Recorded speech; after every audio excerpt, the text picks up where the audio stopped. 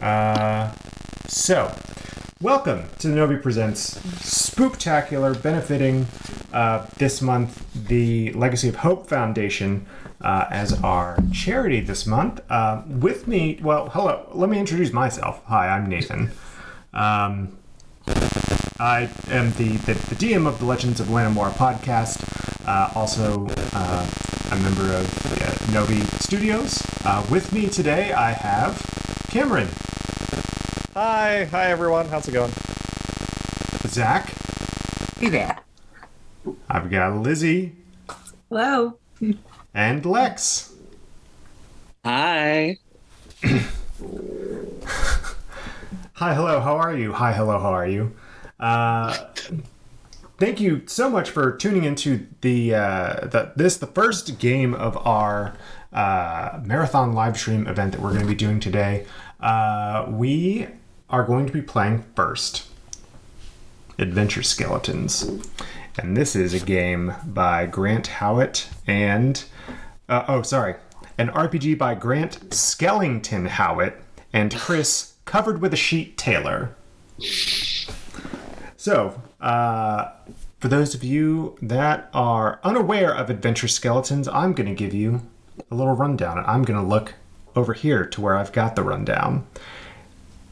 Each of you are a skeleton, bored of being told to guard some boring old dungeon by a wizard. So, you dress up in some kit you found on a corpse and set off to the human dungeon, or village as they call it, for an adventure. Your adventuring goals are to 1. Slay villains, 2. Get cool treasure, and 3. Perform legendary deeds. And that is what we're going to be doing today. We've got a few things that we've got to figure out. So does everyone have a polyhedral dice set in front of them? Yes. You bet. I don't have a physical set in front of me. Okay. I don't have the space to roll them. We'll roll extra loudly to make up for it. Yes. We've got to get all that good dice Foley work. Just tell me when you want to roll, and I'll have a thunker across the table for the sound effect. Very good. Thank you. Yes. Excellent. So, first things first. You all are skeletons, right? But we've got to figure out what kind of skeletons you are. So, to figure out the order, let's have everyone roll a d20 for me. That's the one I didn't grab. Lizy. If I roll a d10 twice, that's about this. I got it. Yes, that'll be mathematically equivalent. That's a 2. I also got a 2. I got a 4. I got a 16. Well, Getting the high roll out of the way with early, so that, after this, it's all downhill. So, all right, Cameron had a 16, Zach had a 4, Lizy and Lex both had a 2. Yeah. All right. I'll re-roll. Yeah, have a roll-off, we can do a roll-off, yeah. For the last slot. I got an 8. 11. I really hope that these rolls are not indicative of how you all are going to be doing today, but we'll see. So, Cameron, we're going to have you build your skeleton first. Reload. So the first thing we need to figure out is what is your ancestry? You've got a few to choose from. It's going to determine some of the rolls that you make. Yes. I roll a d6. You can roll a d6 or you can just choose one, whichever you prefer. All right. So the choices for those playing at home are Orc, which gets +1 to hitting and shouting. Elf, +1 to speaking and moving. Dwarf, your head and chest get an extra hitbox each. We'll get to that later. Goblin, +1 to sneaking and running away. Human, detach a body part to re-roll a skill check. Or Skeleton, +1 to skeleton knowledge and culture. Okay. I'm rolling a d6. Yeah. I got a 1, so I've got Orc ancestry. +1 to hitting and shouting. I'm sorry, I'm not next. Go ahead. Next is going to be Zach. I got a 2. I'm an elf. All right. +1 to speaking and moving. Excellent. Next will be Lizy. I got a 4. So that makes me a goblin. +1 to sneaking and running away. Yeah. All right, Lex, last but not least. I got a 5. A human skeleton. Excellent. Aren't we a diverse bunch? Okay. The creep crawly body parts. All right, cool. So now we've got to figure out what equipment you all have. So we're going to roll on this equipment table twice. The options are leather armor, +1 to a hitbox on a random slot. Metal armor, same as leather, but +2 hitboxes instead of 1. Scimitar, one-handed, D6 damage. A dagger, one-handed, D4 damage, D8 if you're hiding. Great axe, which is two-handed, D8 damage, D12 versus the head. Or a bow and arrow, two-handed ranged weapon, D6 damage. All right. I got a 5. That's thematic. Orc with a great axe. That's not bad. Yeah, all right. So Yeah, you get that's 2 on pieces of brand. equipment. So what's Yeah. your second roll? Oh, two pieces. Got it. Mm-hmm. Another great axe. Do I Two keep great 2 or do I re-roll? I'll let you re-roll. Yeah. Okay. Dual wielding great axes. You would have to be out of fucking Mortal Kombat. Listen, Like, your skeletons, you can put the bones wherever you want to put the Yeah, bones. we don't have muscles anyway. What's it matter, right? I got my a back. 1. All right, so leather armor. Excellent. that is a question. What would the skeletal structure of a like quad-armed like humanoid look like? I imagine it's like Machamp, right? Where the other arm comes out the armpit. Yeah. Yeah, it's good. Maybe. It's good. 2 sets of shoulder blades, you know. Yeah. Excellent. So, all right, we've got our orc with a great axe and leather armor. Zach, let's figure out what our elf skeleton has. Okay. I got a 2. That's metal armor. Metal armor, all right. Then I got a 3. That's a scimitar. Ooh, a swashbuckling elf skeleton. Excellent. Lizzie, what's our goblin skeleton have? Let's find out. Scimitar, Okay. hand D6, and another one. Aha. Dual wielding. 2 scimitars. They are one-handed. Yeah. That works. Sorry, let me get the other orange thing on my desk. There we go. Excellent. All right, Lex, what's our human skeleton got? I rolled a scimitar and a dagger. A lot of scimitars here. I mean, I love can re-roll it. Hey, this just helps me with the world building. You are pirate skeletons, right? Yeah. That's what I heard. Yeah. I dig it. Sure. So henceforth, there will also be a parrot skeleton with all of you as your friendly NPC character. Yes. So I need to do some secret stuff right now. If I had this thought, you know, you're just at this point unnamed skeletons, right? You've got to come up with cool bone names, right? Like cool skeleton names. So while I do some secret rolling in the background, I'll task you all with coming up with your skeleton name. Gotcha. All right. Step 1, find the bone diagram. So the funny thing for me is that my friends and I are playing an Avernus campaign, and in that one, my character has a skeleton crew. So he's got Scully Jr., Sherlock Bones, and Bona Lisa. I think I'm going to take inspiration and I'll be Bona Lisa. That is Okay, but I used to tell a former friend of mine that his name would be James Earl Bones. Oh, I like it. I like James Earl Bones a lot. Right? Someone is welcome to use that. I don't think I will be using that. Oh, you have another equally excellent name in mind? Napoleon Bonaparte. Hey, it's thematic. You're going to pull bones off of things, onto things. Listen, it's just osteomancy at this point. Like, Yeah. I'm gonna go ahead and do a name that also covers the favorite bone type on here, and I'm gonna go with Skells Femerson. I like it. Scales Femerson. All right. I'm very tempted to just name myself Olna. It's Olna? like, yeah, it's the Bone skeleton I love version of that. Olga. I dig it. Short and sweet like this goblin, although maybe not sweet. Who knows? Definitely short.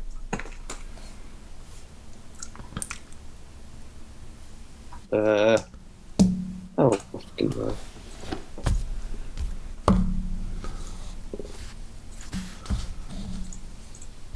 Coral. Coral? Mm-hmm. Like coral, like coral sea reef? bones. Like the- Yeah, Mhm. like sea bones. All right. Sea bones. Oh, you mean SEA. I'm sitting here wondering where the sea. No, SEA bones. Yeah. SEA bones. Ocean bones. Yes. Yes. I like it, especially for if we're pirate skeletons. I dig it a lot. Right. And like Yes. for flavor, the skeleton actually has coral growing off of like various parts of its skeletal structure. I love Very it. nice. So let's take it a step further. Very parts of the Caribbean. Working as a group, what is the name of your ghost ship that you're obviously arriving on?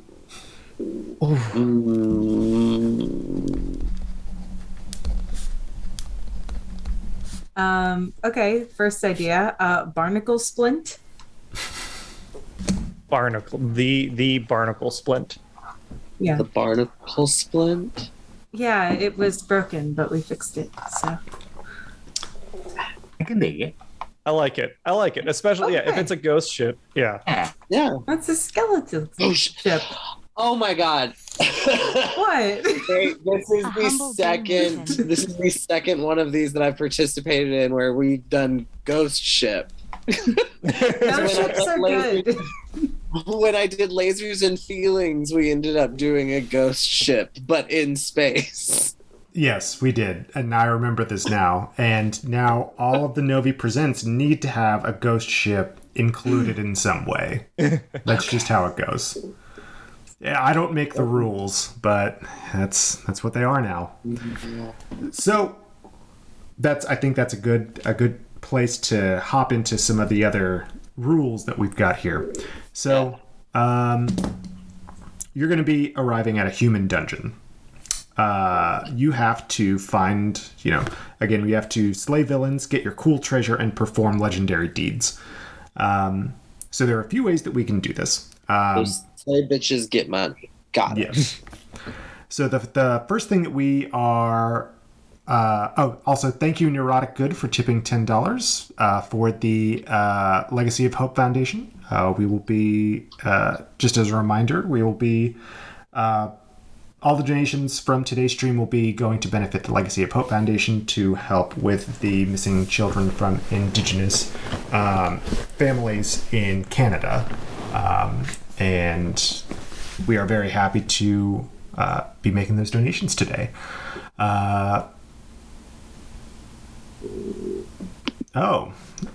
So we can also do this. Hold on.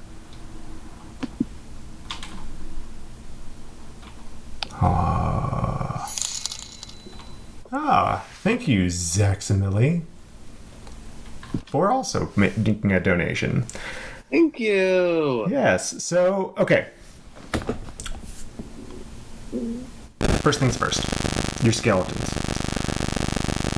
You're going to be dealing damage as your skeletons. That's why we gave you weapons and everything.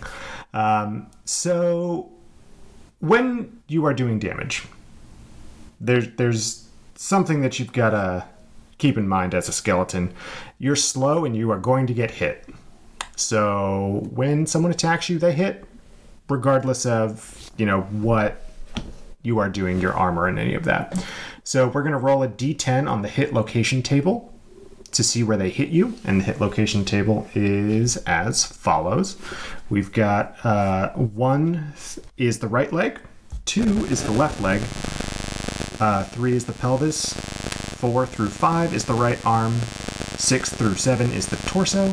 8 through 9 is the left arm. And 10 is the head. And each of those areas has 2 hitboxes associated with it. So, if you take a hit to that location, that body part is going to be damaged, and you're going to mark off one of your hitboxes.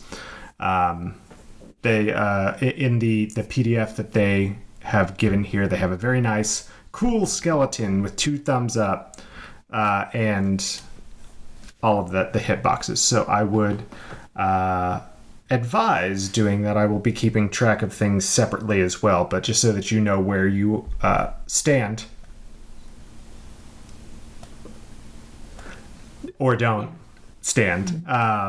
So for some of our gear, you said it gives us an extra hitbox. Correct. Do we pick, or should I just roll for a D10 and see where that gets added? Yeah, let's roll a D10 to see where it gets added. That'll work. Yep. So anyone who got armor, roll to see where those additional hitboxes are going to be going. For the leather armor, it's just going to be 1 extra hitbox, but for metal armor, it's going to be 2 extra hitboxes. I have 1 extra hitbox on my left leg. Okay. I got 2 on my head. That's going to be good. Yeah. A thick helmet. Yes, very much. So, let's see. I got 5, so that's 2 in the right arm. Oh, you didn't get any armor in your equipment. No, I know. I'm sorry. I was confused about how the hitboxes. Oh, you're fine. Oh, yeah. Each body part has 2 hitboxes by default. But if you have armor, it gains up to 3 or 4. Got you. So when you have your body parts damaged, you'll mark off one of the hitboxes. If all of the hitboxes are marked, then that body part is going to come off. Speaking of body parts coming off, when I remove something to re-roll, if I am successful in that re-roll, do I get the body part back? We'll get to that momentarily. Okay. So yeah, but, for instance, if you get hit in the torso twice, obviously your torso's not going to pop off and you're just floating arms and legs. So we'll use our best judgment to kind of figure out what parts actually come off and what parts just don't work as well anymore. But if someone hits and we roll on that table and that body part is missing, then their attack misses and you don't take any hitbox damage. Nice. So yeah, if the body part has no hitboxes remaining, it's broken and can no longer be used. If your head runs out of hitboxes, you are out of the game, so keep it safe. So when it comes to reattaching parts, if a body part comes off, you can stick it back on. If it breaks or you lose it, you can replace it with any bone that you've found on your travels. Any bone.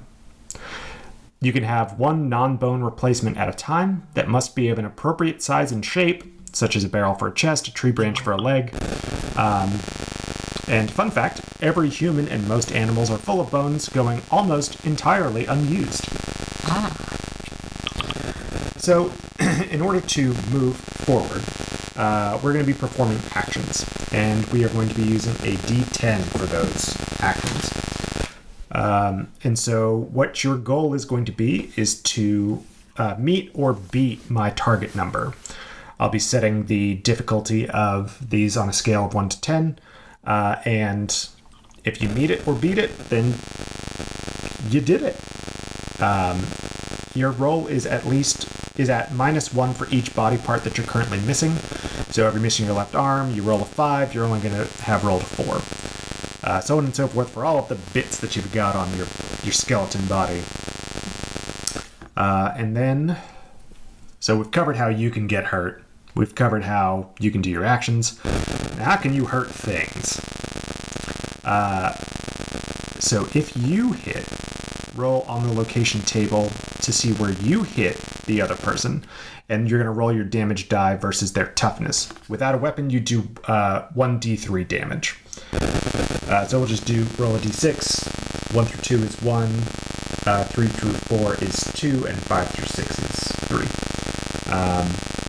So if you beat their toughness, then you take them out of action. If not, lower their toughness by 1, and toughness ranges from 2 for like a sheep or a weasel to 12 for a dragon. And that is those toughness levels will be determined by me.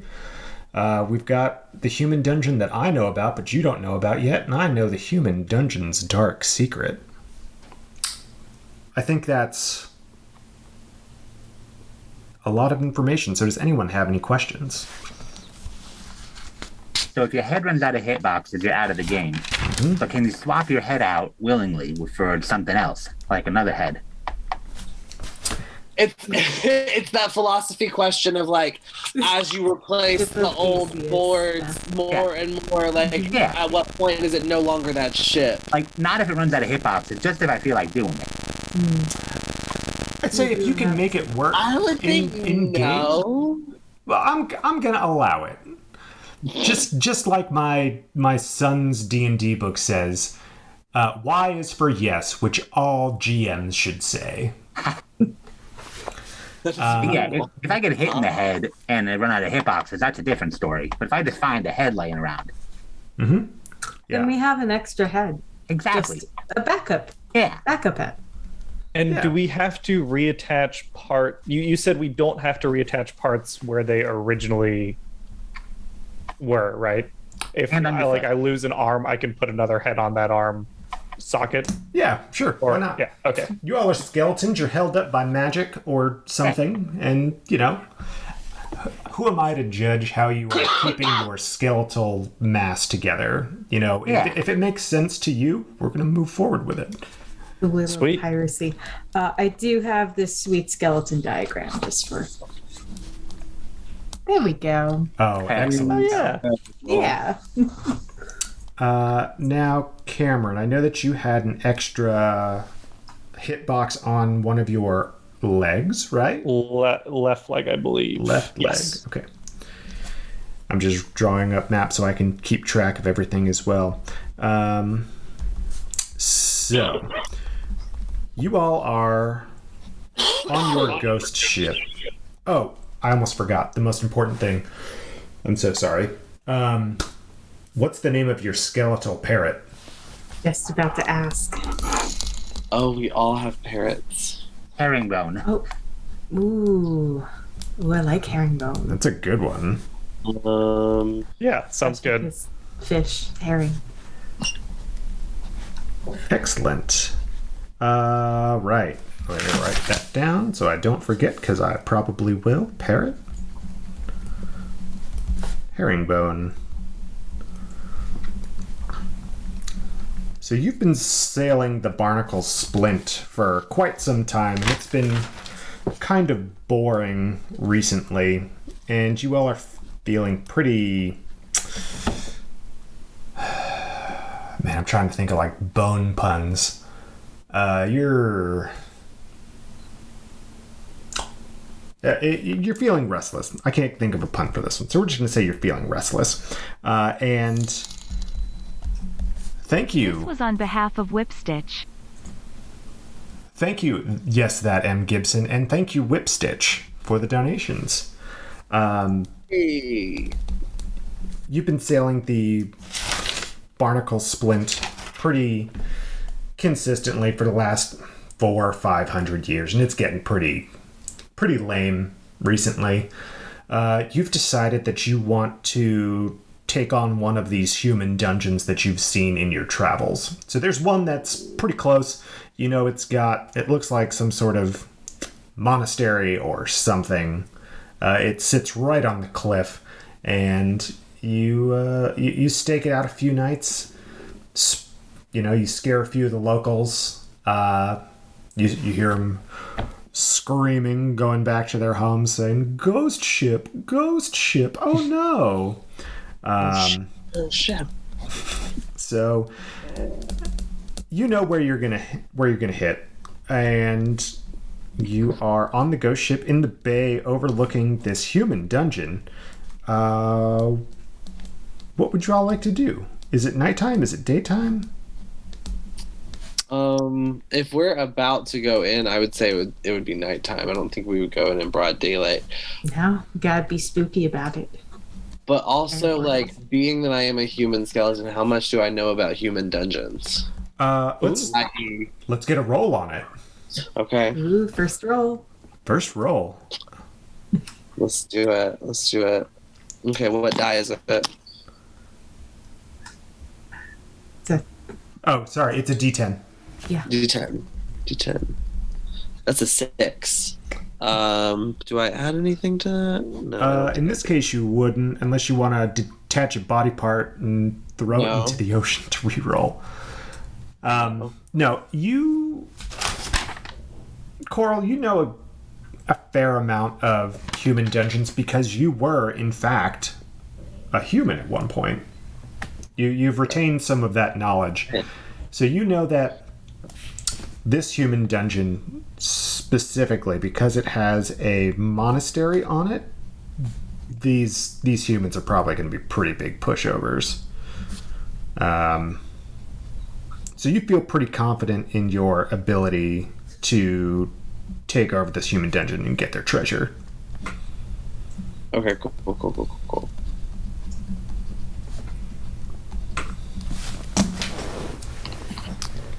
Do you share your knowledge with the class?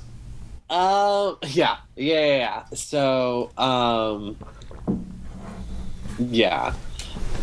I share that with them that given the fact that there's a monastery and everybody's kind of quiet, you don't see, and how much of the town have we surveyed?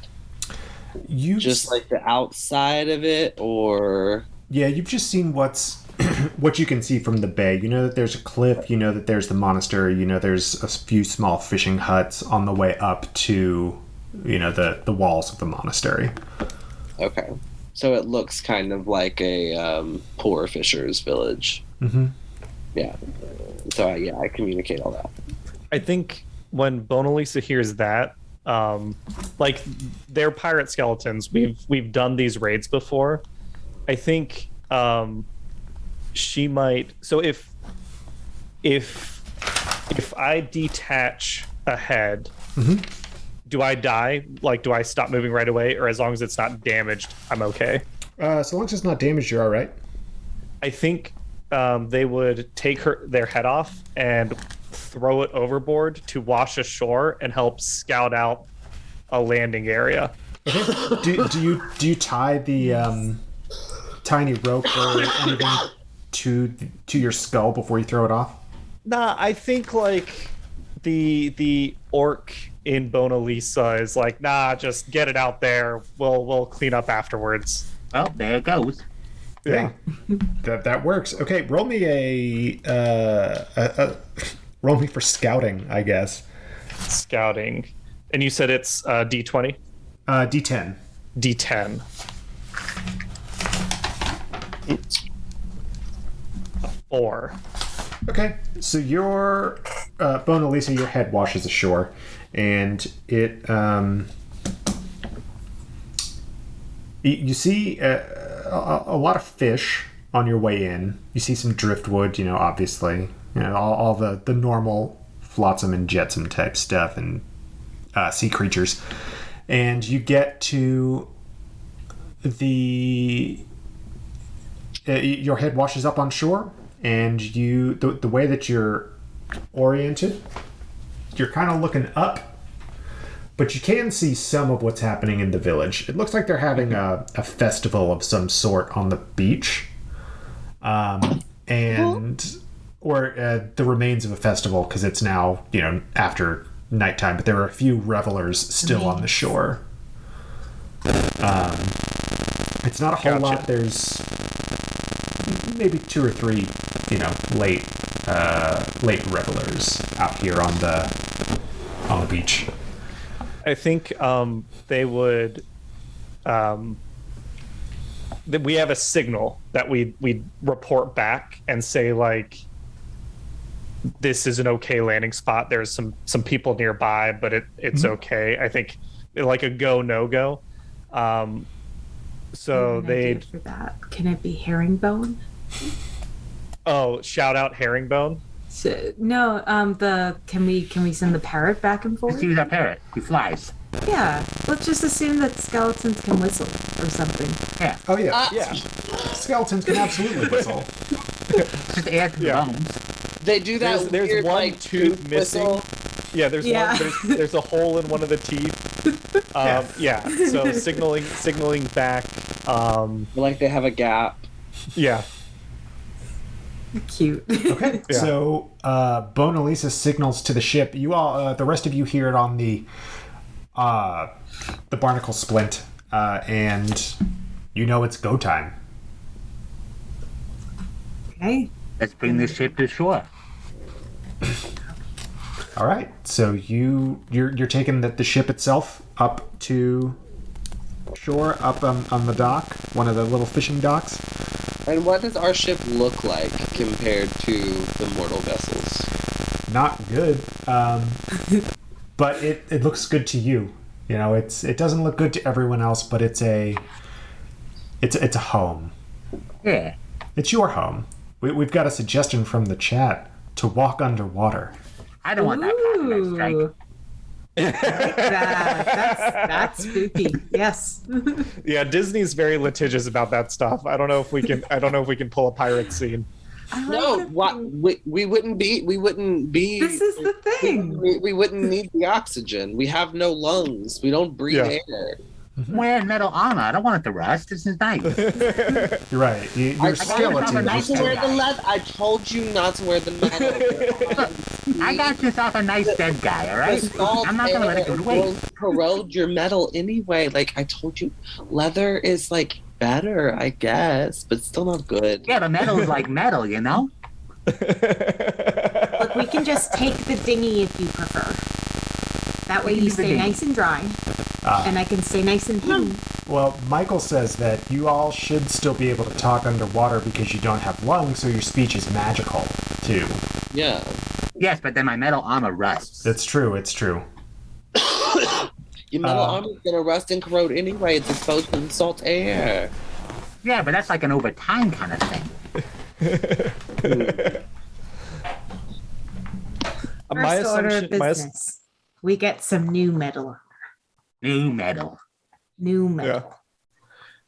Aboard the ship, Bona Lisa's just pantomiming. My assumption is that the head's too far away to communicate effectively, but somehow magically they can hear. You do. You know, one of these days, something's going to eat that skull when you throw it into the water. You do some Some really mean Why would seagull you out eat there. that skull? I'm just saying, he's throwing it overboard all the time. There's stuff that lives in the water. How are you going to eat it? We'll take the Remember ding. what happened to We'll Harry? take the dinghy. So you're not gonna go underwater, is where I got. Where some are and some aren't. Not unless the metal armor gets held above the water line. Not I'm a going to take a boat.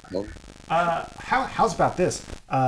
Scales Femerson, you can roll to see if you can keep your metal armor safe from rust. I can do that. I got a 5.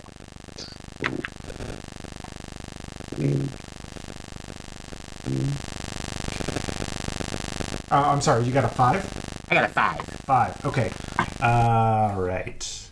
So, Can I see if Coral can help? Because I really don't want to alert these couple of humans to start screaming and running and waking more people up. So can I help that? well, you take a look at Scales. You're kind of worried for a second, but you see that it looks like they've got it. They've got it handled.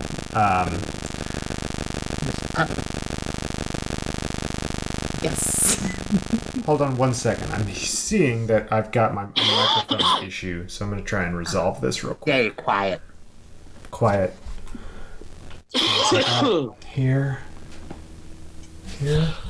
Try to do it. My goodness.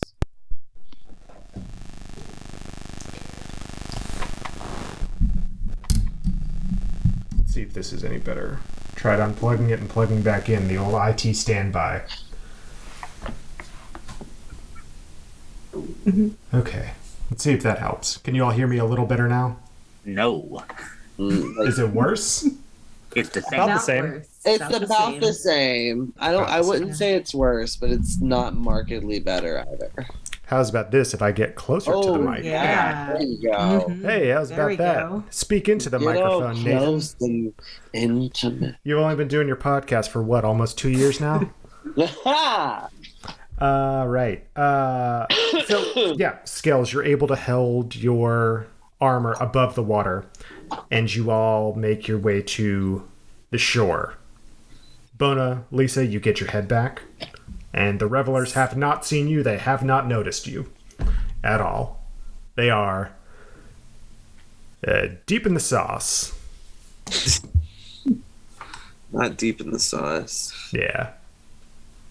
So, would you all like to sneak as spooky skeletons, or do you want to engage?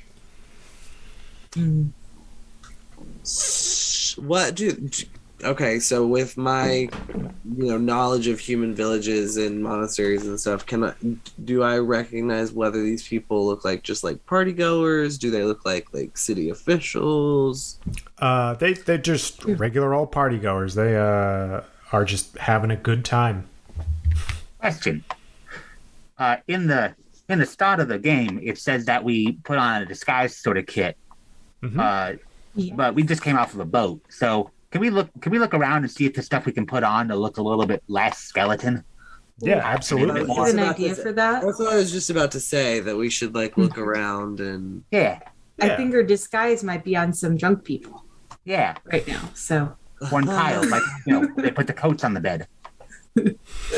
no, I'm saying we take their clothes.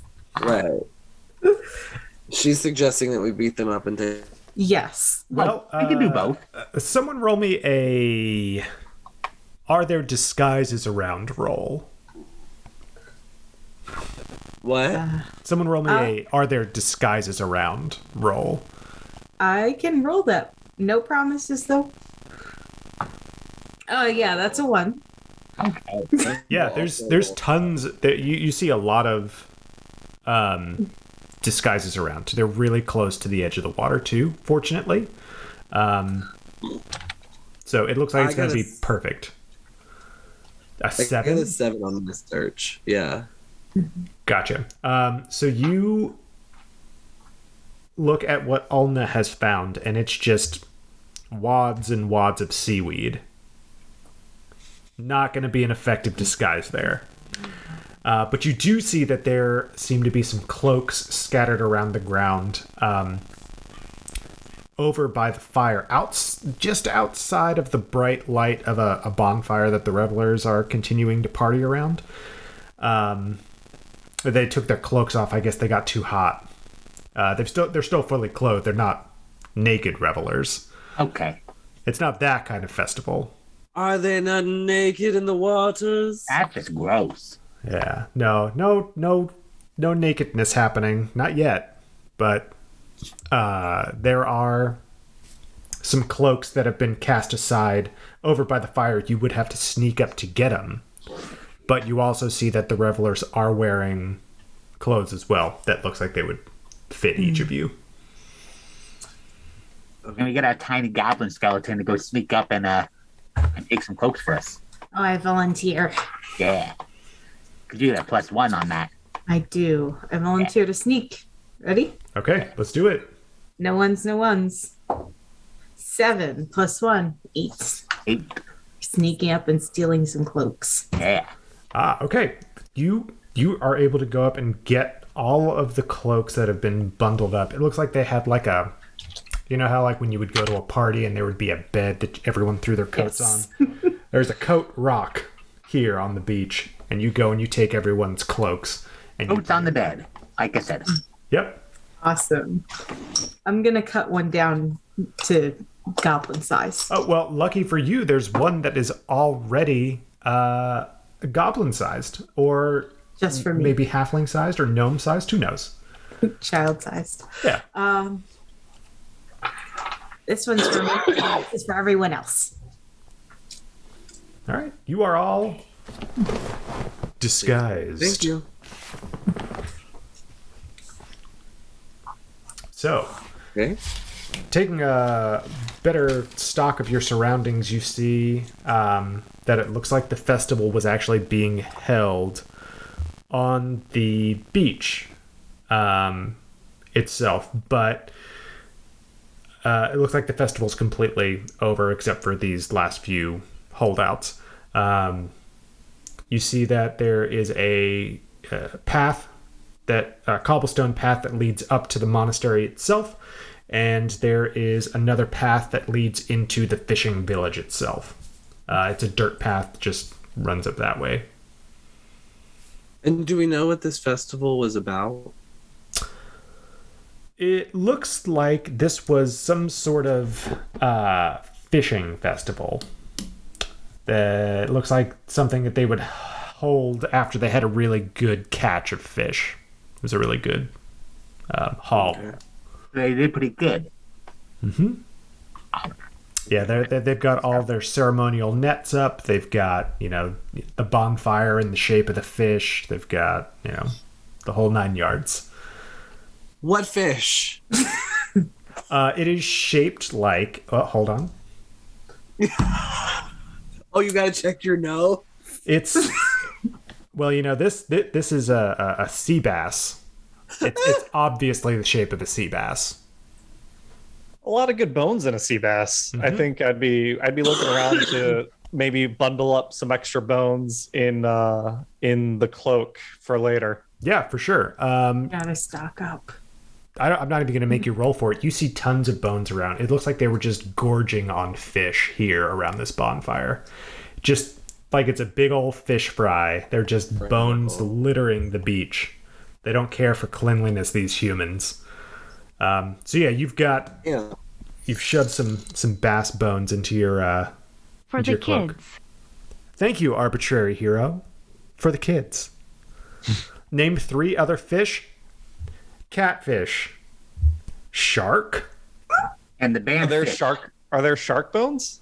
Yeah, there's shark Do bones. sharks there, have too. no? Sharks don't have No, bones, right? they got don't. the They teeth. have teeth. The teeth are Teeth bones. and bones. Teeth and Yeah. cartilage. Yeah, they have koi? cartilage. They're vertebrates. Koi fish. And I'm gonna go with the band fish. a goldfish.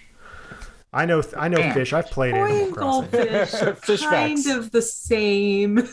Listen, stringfish. You want me to just name all the fish in Animal Crossing? Grouper. I'll do it. Lionfish. This is now a fish stream. No fish stream. Yeah, swordfish. Yeah. You got it. So yeah. Wait, if there's a swordfish, Elise is looking for that swordfish skull. It's not a real sword bone, Elisa. Hey, but it is a bone. It is a bone. I'll give you that one. I'll give you this one. I will allow you to search for a swordfish skull. And All right. if you find one, it's going to be one of these magical pieces of equipment. Okay. A 3. You're looking around, trying to find a swordfish skull, and unfortunately, it doesn't look like there is a swordfish skull around. Oh, bummer. Yeah, you could feel it in your bones that it's here, but you can't find it, unfortunately. Well, and Lisa would turn around and whisper to the others, if there's a swordfish skull here, it's got to be at the monastery. Or it's in the fishing town. Where the fish might be. That's the fishing town. Mm-hmm. With fish. On a 7, would I find any starfish? Yeah, absolutely. There are some starfish here on the shore. I'm going to grab all of the starfish. Okay, How you've many got are them. there? You've got 5 starfish. Dope. Okay. So I'm just gonna kind of put them inside of my disguise and have them on my skeleton and the coral. Excellent. At this point, one of the revelers comes up to you, searching amongst the bones and the various other fishes, and says, "Welcome to Fish Festival. You want something to drink? Here you go." Yes, and he please. hands a bottle, probably a wine or a rum bottle, over to you. Ah, thanks, pal. Okay. Over to me or all? Who? Well, we've got enough for all of you. Here you go. And he goes over to a chest and pulls out more bottles full of reddish brown liquid. You're not quite sure what it is, but drink up, friends. Coral puts their thumb over the opening of the bottle and pretends to take a drink. How big of a bottle is it? It's wine bottle sized, so it's a good. I want Yeah. to see how much information I can get from this drunk guy. Okay. So I'm gonna ask him, like, hey, pal, we're a bit new around here. What exactly is going on up at that big building up on the hill? The monks, The monks, yeah, monastery. the monastery. They're writing books or something. I don't know. Is that all they do up there? Just books? They just draw pictures of books and snails and letters. I don't know. Not my thing. But that's where they do it. They write the books. Do they come down here to party? Man, I wish. I feel like they'd be pretty good at partying, but no, they just stick to their books. They shove them all in a big old library, and then they go and write more books. Are they like valuable books, or are they just like regular type? That's the question. Is a book more valuable than a fish? And he pulls a fish out of his cloak. You just I guess it depends on have the that science. in your cloak? This good luck. The answer is no. No book is more valuable than a fish. That's right. You did it. We gotta go teach those dork monks a lesson. Yeah, you go tell them. Yeah. They don't know. They don't. They're Here. gonna know. Here. Take this with you. And he shoves the fish into your hand, Bona Lisa. Okay. You'll need it for later. For lunch. Trust me. Appreciate Trust it. me. His eyes are closed. He's just swaying now. I'm gonna reach behind him and take another bottle out of the chest while his eyes are closed. Listen, everyone, it sounds like clearly we gotta free these books from the tyrannical hands of these monks. Yeah, they're not doing anything with them, just hoarding them. Yeah, don't hoard. Share the wealth. Yeah. Like I shared my fish. Today's the day to share with those who don't have fish. We're gonna share with them, and they're gonna like it. Yeah, They're gonna like the sharing. Hey, you're right. Hey, me and these folks are gonna go up to the monastery and we're gonna share our fish with them. We should all go. Actually, all go. Actually, I think. No, you shh.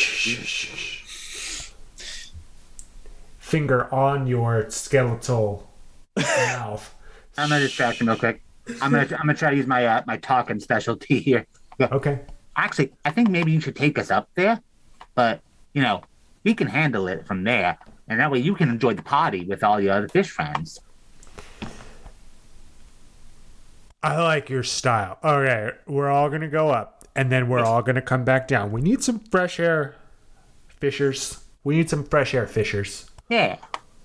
All honestly- of you or just you? I think just you. Nah, I think the party's fine. And Mona Lisa's kind of all in on this. I'm gonna pull Coral to the side and be like, if there's a whole big party crowd going up there, they're not gonna notice us going up there. That's a very good idea.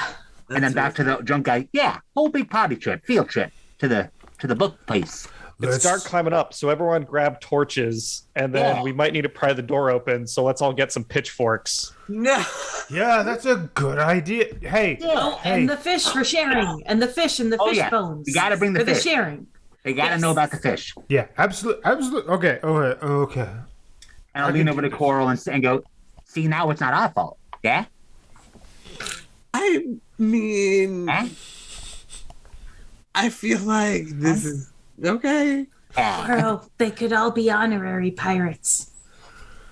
They could all also like turn on us the second the monks that know them have anything to say to them.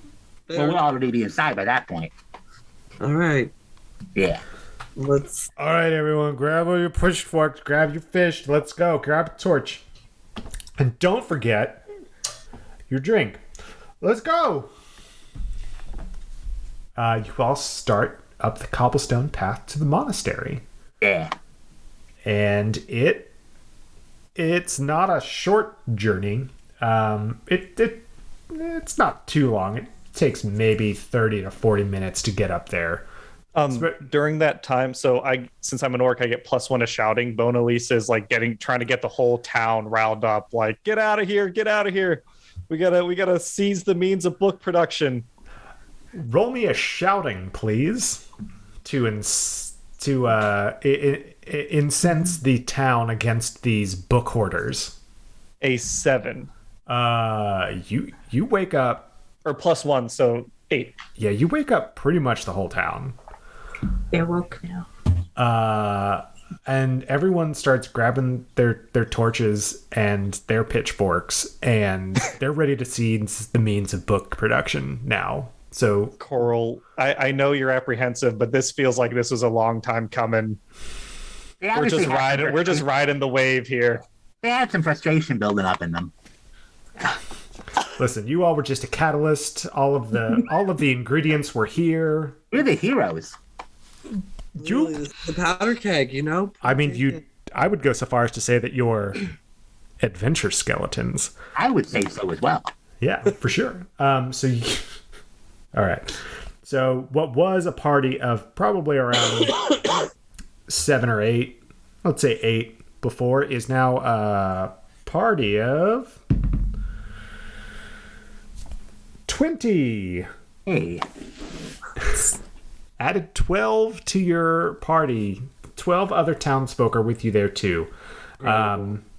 With their pitchforks and torches, and also their fish that, as everyone knows, for the fish festival, you have to... it's customary to bring the fish and into your bed and have it with you the whole night. As a tradition. For good luck. It's the tradition. Yeah. It's their hallowed... Who are we to judge other cultures? This is Right? clearly not. This is clearly not a fertility ritual because that would be repelling. Correct. It's not. It's just for luck. So you've got pretty much the whole town up, and you get to the doors of the monastery now. And the primary reveler, the one you were talking to down on the beach, starts banging on the door. Hey, you book hoarders, let us in and give me those books. While he is causing that scene, I'm gonna sneak around and kind of look for any better points of entry that while the monks are gonna be distracted. Find the side door. Yeah. Okay. See what you get. Roll me That's a 9. a 9. Ah. Yeah, there's definitely a side entrance. It looks like where the kitchen would throw their refuse out. It's a small side door, but it's kind of hidden away. But you're able to find it pretty quickly. Cool.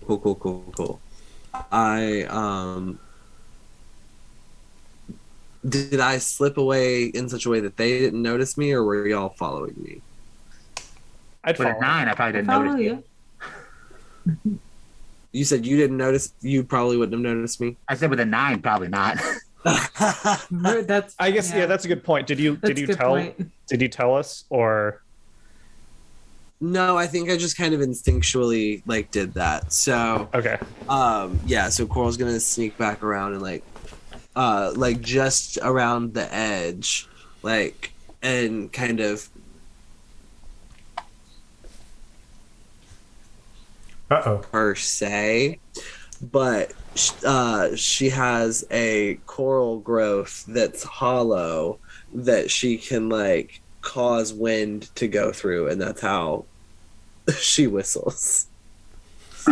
Ah, Excellent. So she gives a real quick whistle with the hand. Oh dear. Uh-oh. gotcha. Yeah, so you give a quick whistle with the hand, and you all We go hear over. You hear the tilt. I was about to say an ear perks up, but no. Yeah, Excellent. we Yeah. used that sound, so I'm gonna go over to the sound. Yeah, Mona Lisa would follow. She'd be inciting the signal. crowd the entire time as we also slip away. Roll me a real quick, what am I going to call this? Hype Okay. roll? Her thing that she'd say would be that the monks. I heard the monks don't even eat fish. All they eat is mutton. They say fish stink. A 10 Wow. Yeah. Wow. or a 0. No, it's a 10, right? It's a 10. Not Yeah, okay. zeros. Yeah.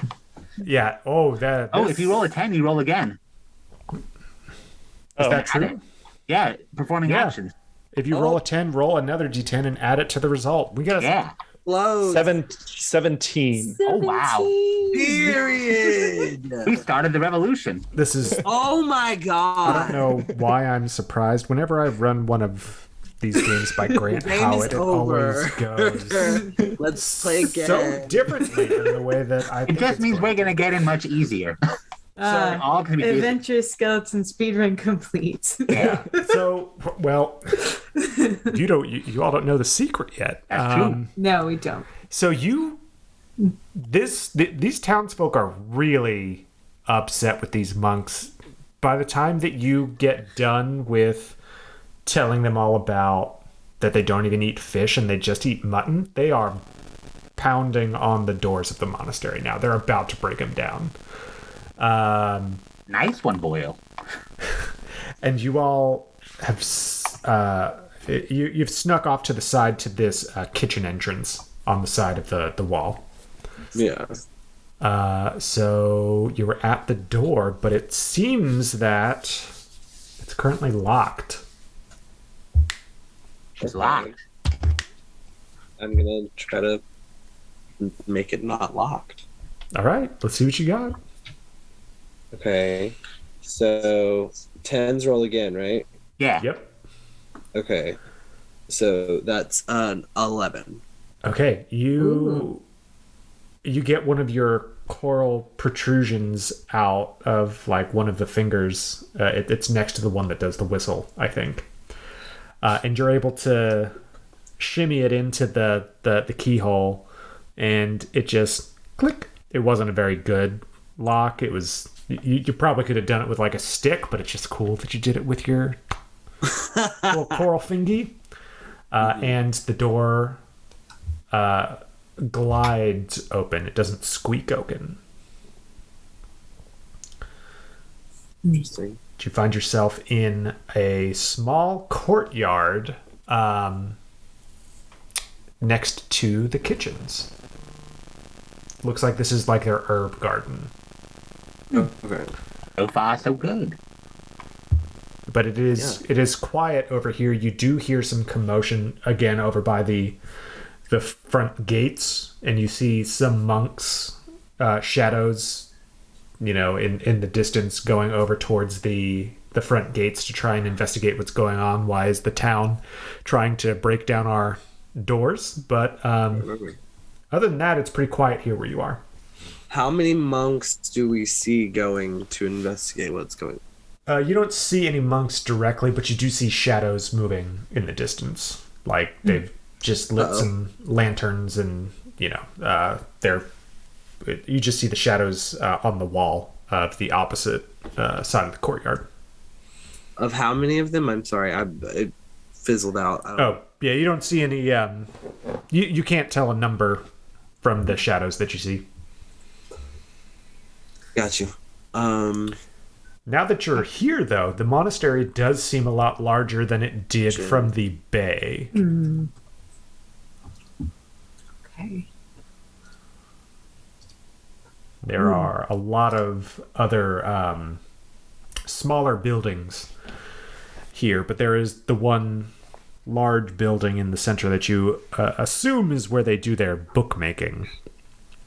And you see a barracks or a quarters off to the side, and there's the kitchen right here as well. Okay. So I I think say we go in the opposite direction of the door. I agree, and I think maybe they're all going to try to get to the books, so we don't go there either.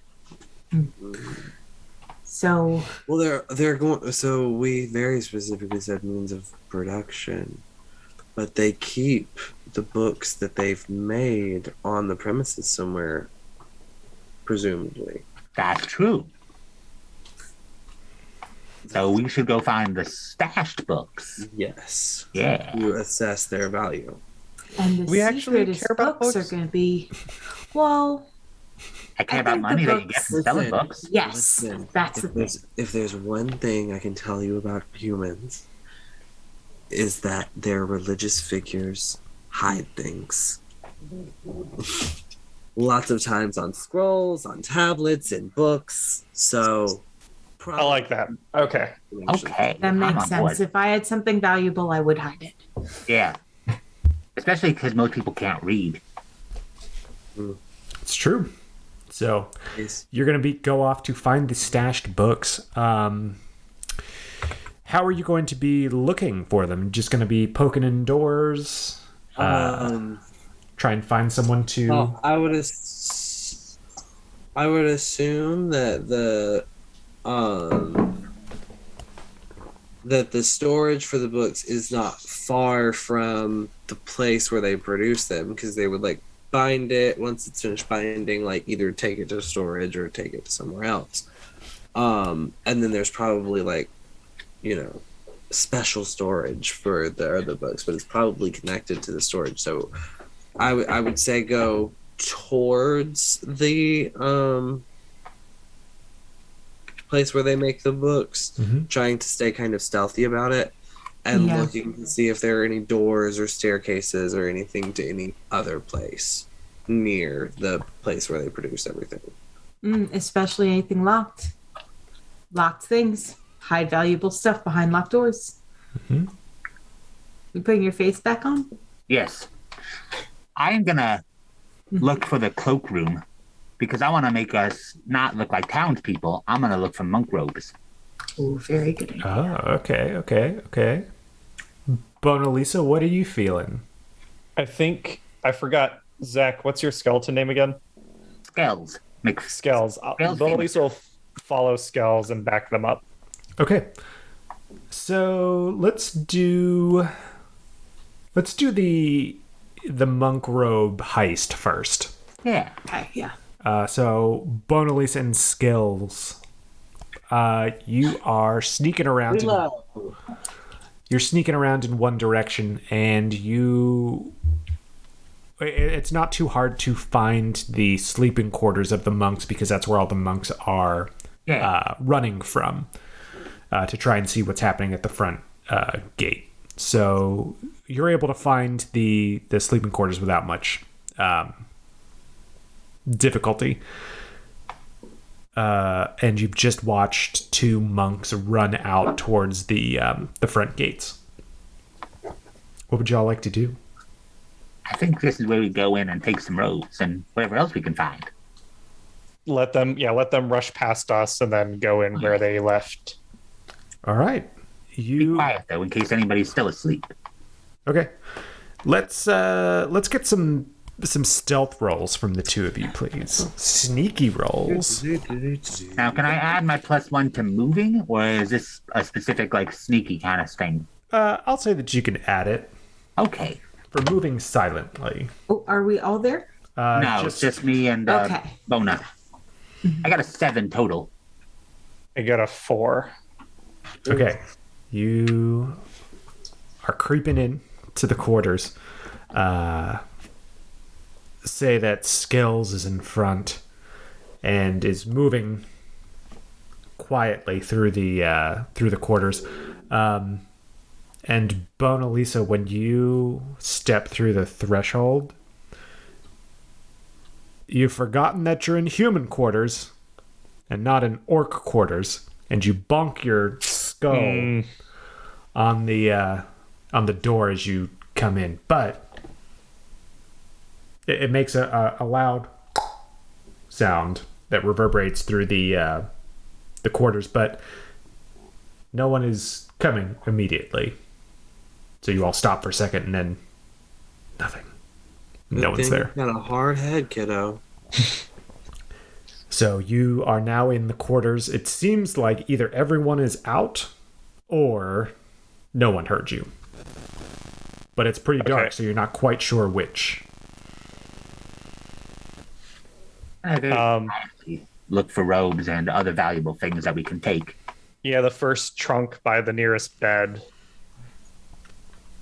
The faster we swap out, if someone walks in on us, if we're in monk gear, that's less weird. That's true. So the first trunk is there. It is unlocked, and it's just full with monk robes. It's like they've got them all folded up for each day of the week, it looks like. They're labeled. They're labeled. Yeah. Thor's Day. So we should probably take Tuesday through Friday. Yeah. We'll grab a set of 4 to bring back.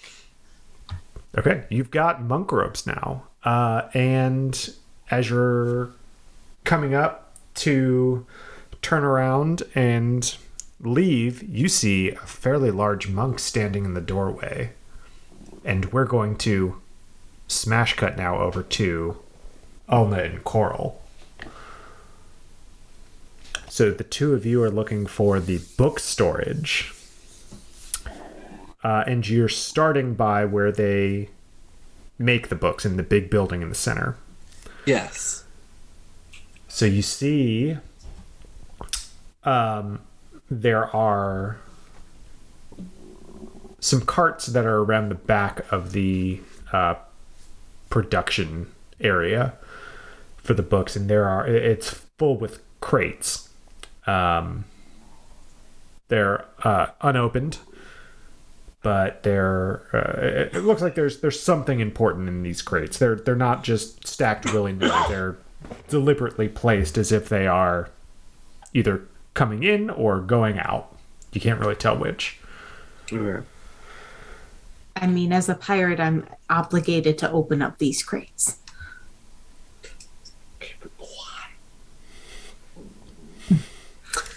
I would like to attempt with my scimitar. Okay. Yep. To crowbar it up. All right. I was going to say, are you going to use it like a... Yeah, but like I'm short, so it's going to be like... All right. Roll me I a have a scimitar too, so yeah. Let me get a prying with scimitar from both of you. Okay. So that is... That's a 2 from me. It's a 6 from me. Okay. So with your powers combined, you're able to open up one of the crates on the cart, and inside you see rolls and rolls of parchment on the inside. So this looks like this is the incoming side. You open up a few of the other crates and you see various other production, quills, ink, all that kind of stuff. So this is, you found the side where all the materials are coming in, but you don't know where it comes out. Excuse me, sorry. There is a door here as well, kind of like a warehouse style door where you can kind of walk back and forth. It's not a curtain, but it's not completely open It's like to the a elements swing either. door. Yeah. Yeah, for someone who might be pushing a cart. Mm-hmm. And does that door lead further? I believe so. Like got loaded in. Yep. So yeah, it goes deeper into the production side of things. Okay, let's go. All right. So you're now deeper in the production facility. You see there are more of these crates. Same deal with these items being unloaded.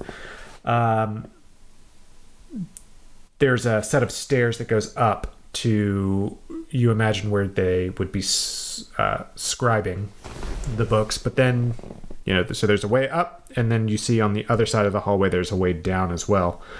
There's no one in the facility right now, but you can hear shouts nearby. Not good. Coral, I don't see anything that's glimmering or shiny. So it's a long hallway that you're standing in front of. To your left is staircase that goes up, and then the hallway goes all the way down. You see another staircase that goes down, and then a door on the other side. Okay, my vote is going downstairs. What are your thoughts? I think the same. All right. So you go down the stairs and you see there are tables here with unfinished manuscripts on them. And they don't look anywhere near complete. They're all the way at the beginning of these tomes, so to speak. And then, okay, is there anything else? So the way that the situation is set up is that you just came down the stairs. On the far side of the room, there's another set of stairs that go up, and then there's a set of stairs at the far side of the room that continue down. I think we go further down. Gotta go further down. Mm-hmm. Okay, you go farther down. It's the same type of situation. The books are a little more complete here, but they are still not done. It's going to be the same thing. Stairs on the going up, stairs going down, and there's two sets of stairs on either side of the room. Gotta keep going down. Yeah, I mean, at this point. All right. At some point, we'll hit hell. I'm already in hell. You get to the other side. This is the third layer of the same story. These manuscripts are complete now, and you see they are being loaded up into boxes on the far side of the room. Ooh. Getting closer. And again, we haven't run into anyone. Haven't run into anyone. I lost Nope. you. Perfect.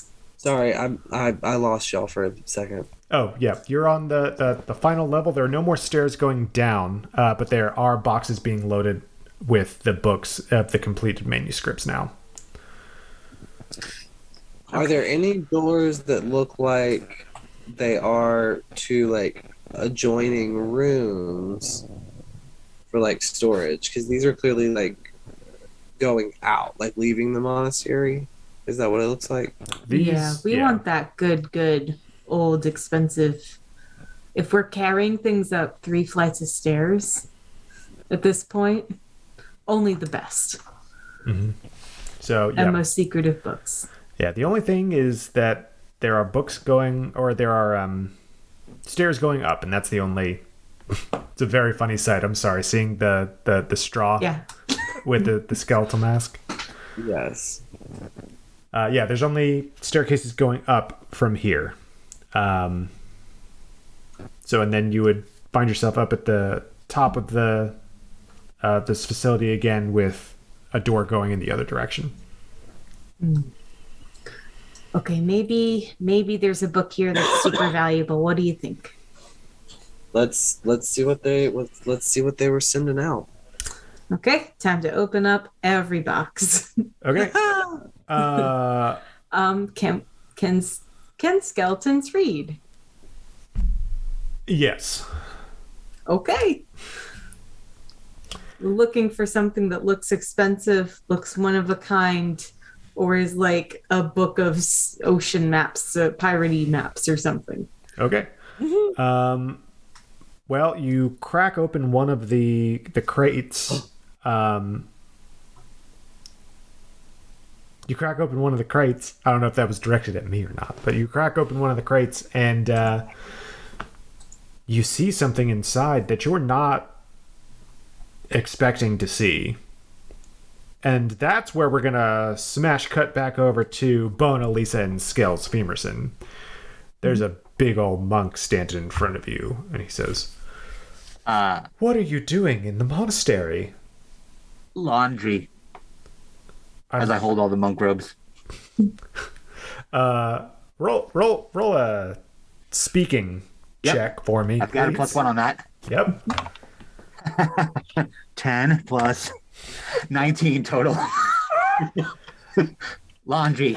Hold on. Okay. And he pushes past you and opens up another trunk and then puts a bunch of robes When he bends over to open the trunk, I hit him with a great axe. Oh, okay.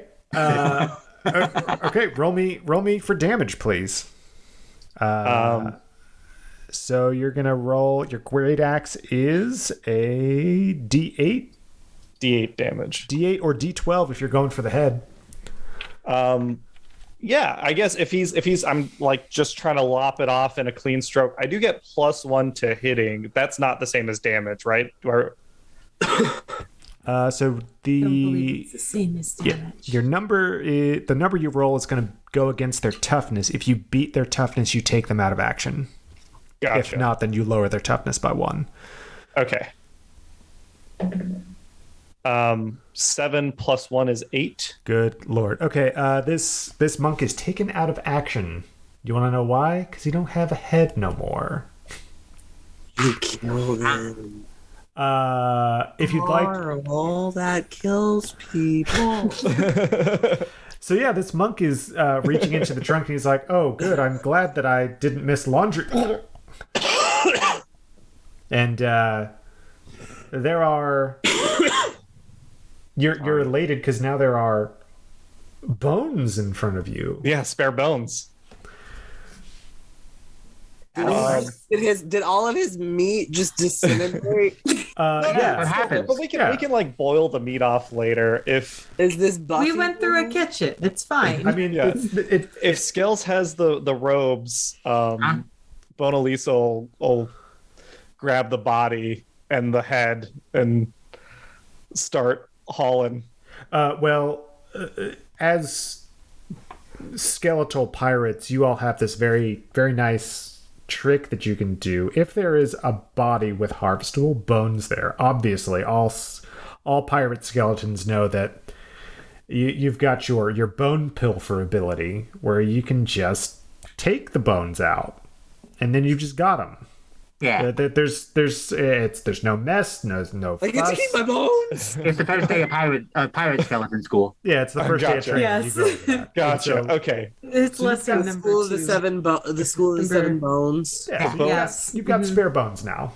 Yes. Bones come out. The leftover meat gets shoved in the trunk, and let's get out of there. I just look at Bona Lisa and go, What do you think we make the leather armor out of? Fair. let's go. Oh, that's the way to do it. Yeah. Okay, I knew I'm you gonna- had it. I trusted that you had it, but also there was an opportunity for bones. You know, I don't blame you in the slightest. I don't blame you. I'm gonna put on one of the monk robes and hand the one over to Bona Lisa. Yeah. We'll put it on. And All I walk. can think of is like chicken wings and On the way out, I do want to open up another trunk just to see if there's anything interesting in it. Yeah, roll a search for me. 9.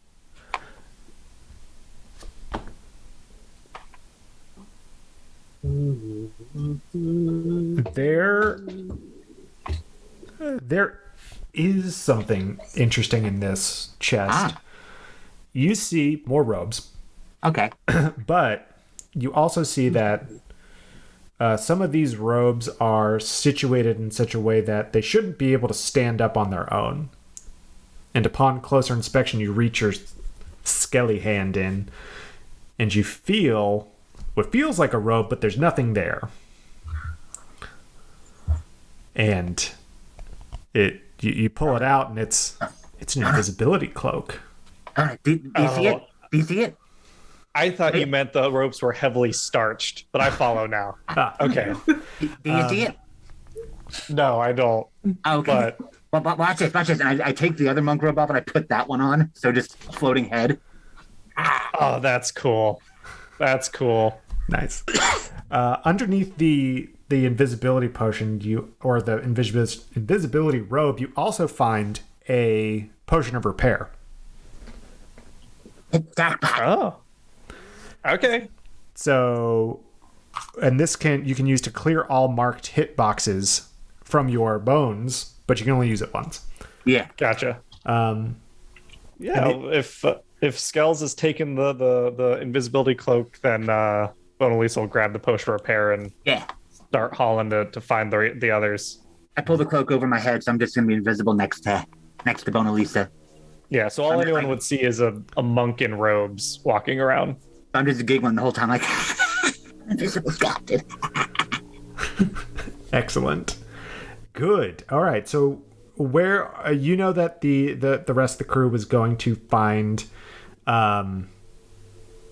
where the books are stashed. So are you going to find them where you think they might have gone, or are you doing further exploration? I'm imagining like we came in through that side door and then we split. Mm-hmm. Yeah. So we'd just be going back along the hallway, whatever door we hit first, back the way we came from. We'll start checking stuff out, looking for them. Bona, we should find them, and then we walk up to them, and I just throw the coat off and go boo. I love it.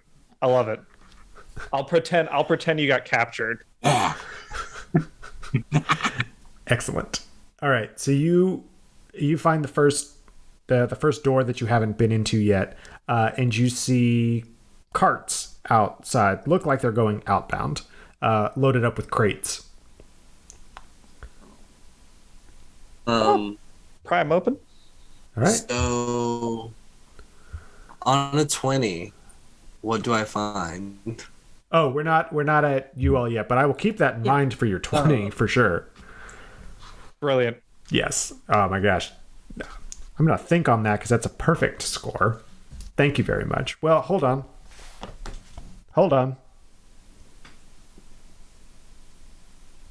You got to roll another D10. Another D10? Because you rolled a D10. You guys rolled a 10? Whenever you roll a 10, you roll another 10. Yep. Oh, that's true. Keep going. Keep it going. Keep it going. Okay. Exponential. It's a 4, y'all. It's a 24 altogether. 24 altogether. Okay.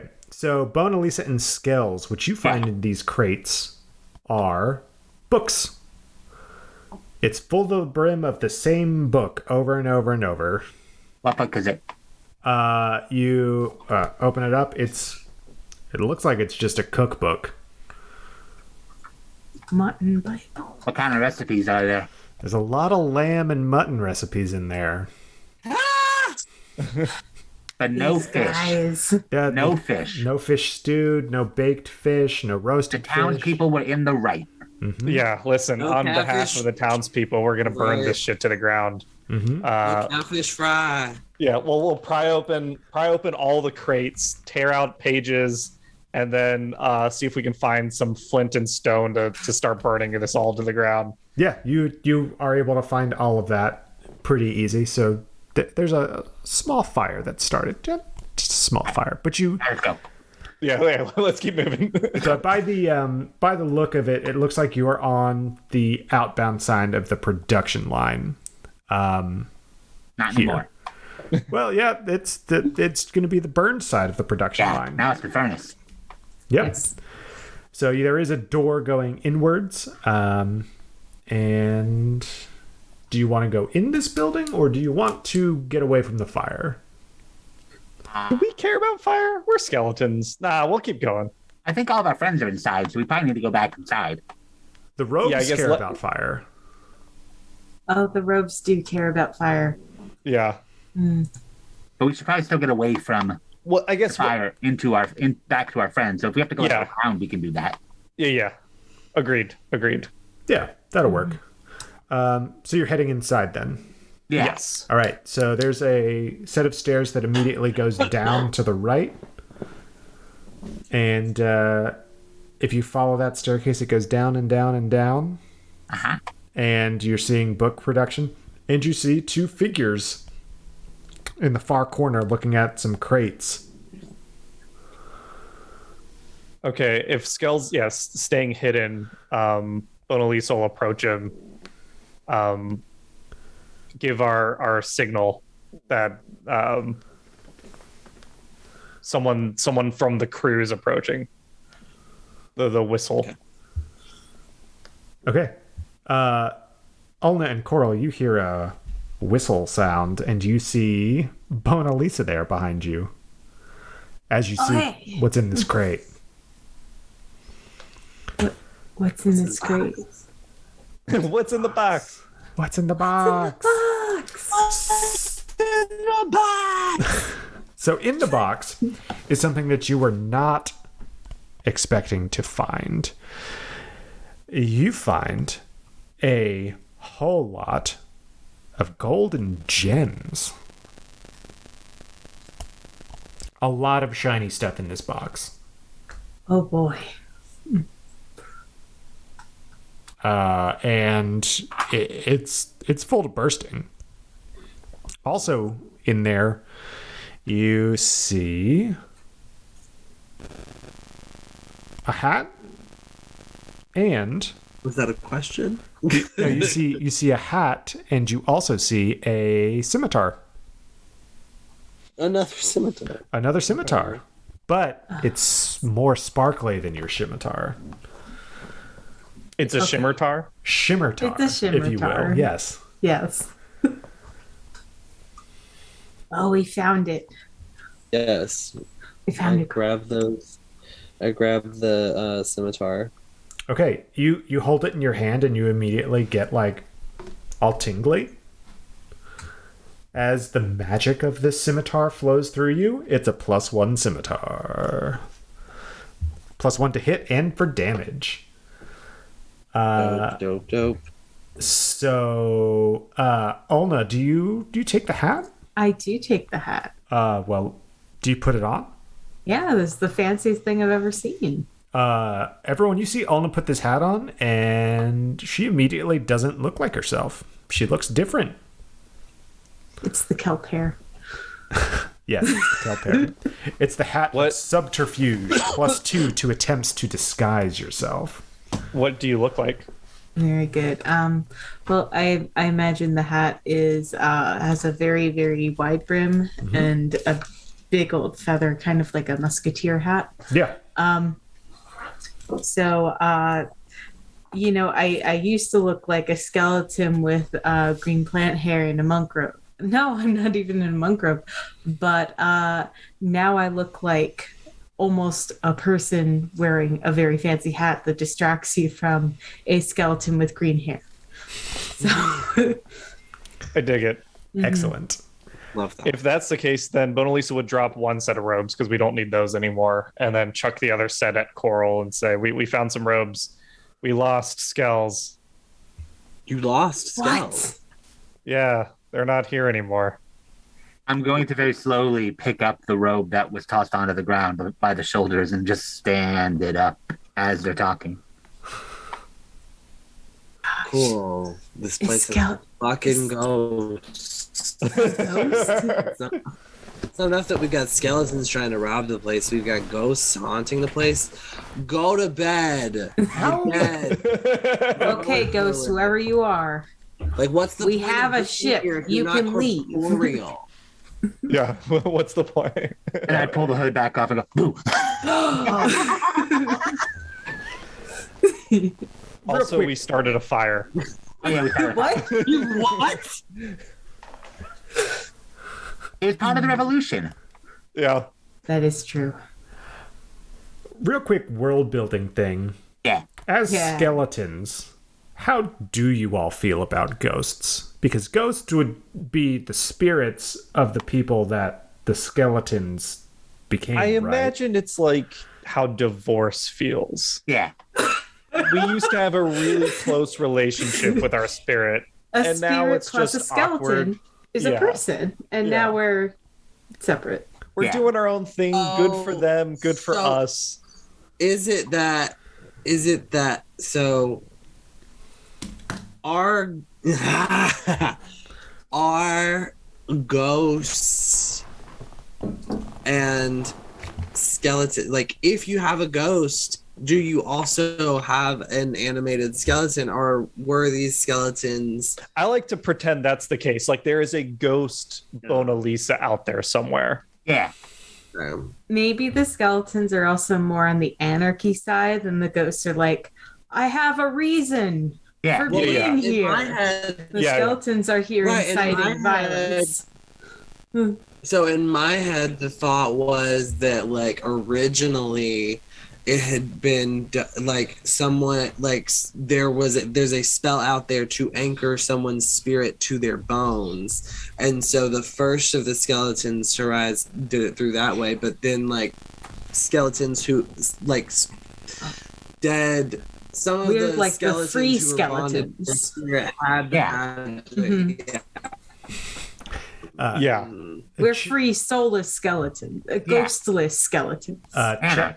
Chat has just very. What has chat gifted us with? They have gifted us with Mona Lisa's ghost alter ego, Mona Lisa. Moana. Oh yeah, it can't be the same name. Okay. Yeah. Mhm.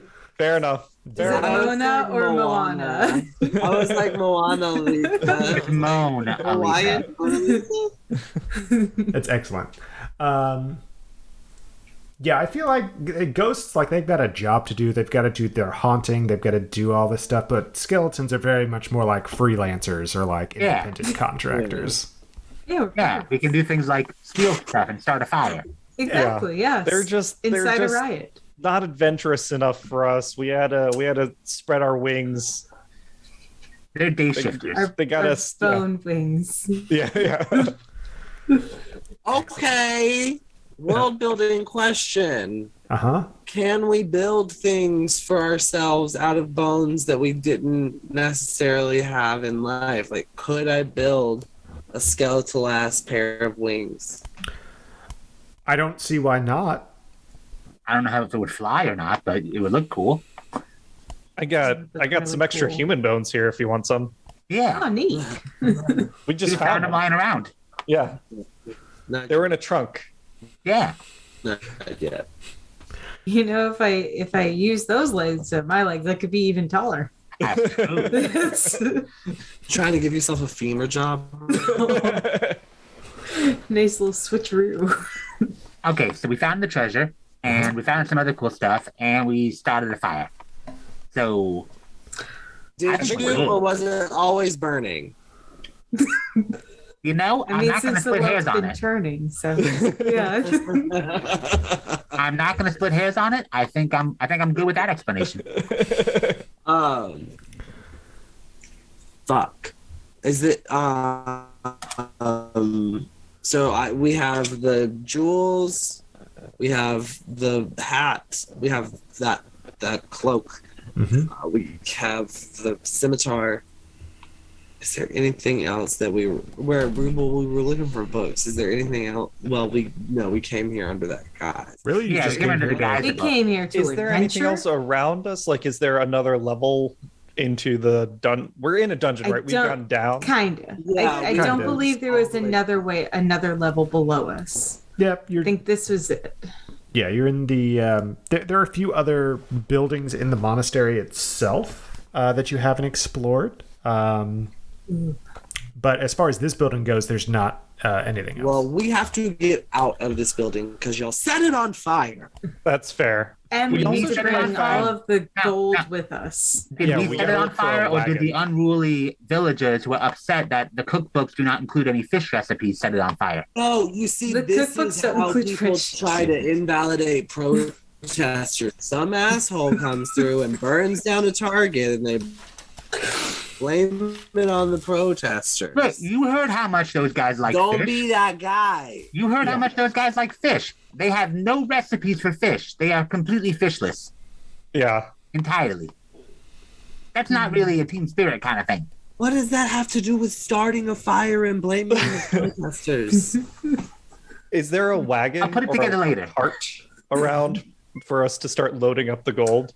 yeah, Something with wheels. yeah, there is. I imagine we're like walking up the stairs as we're having this discussion about the ruling class. Yeah. Just arms Oh full yeah, of gold. only just like going back and forth as we're like fucking holding shit. Casually discussing the ruling class while I'm- wearing a gold I'm like crown. hanging a string of pearls on Yeah.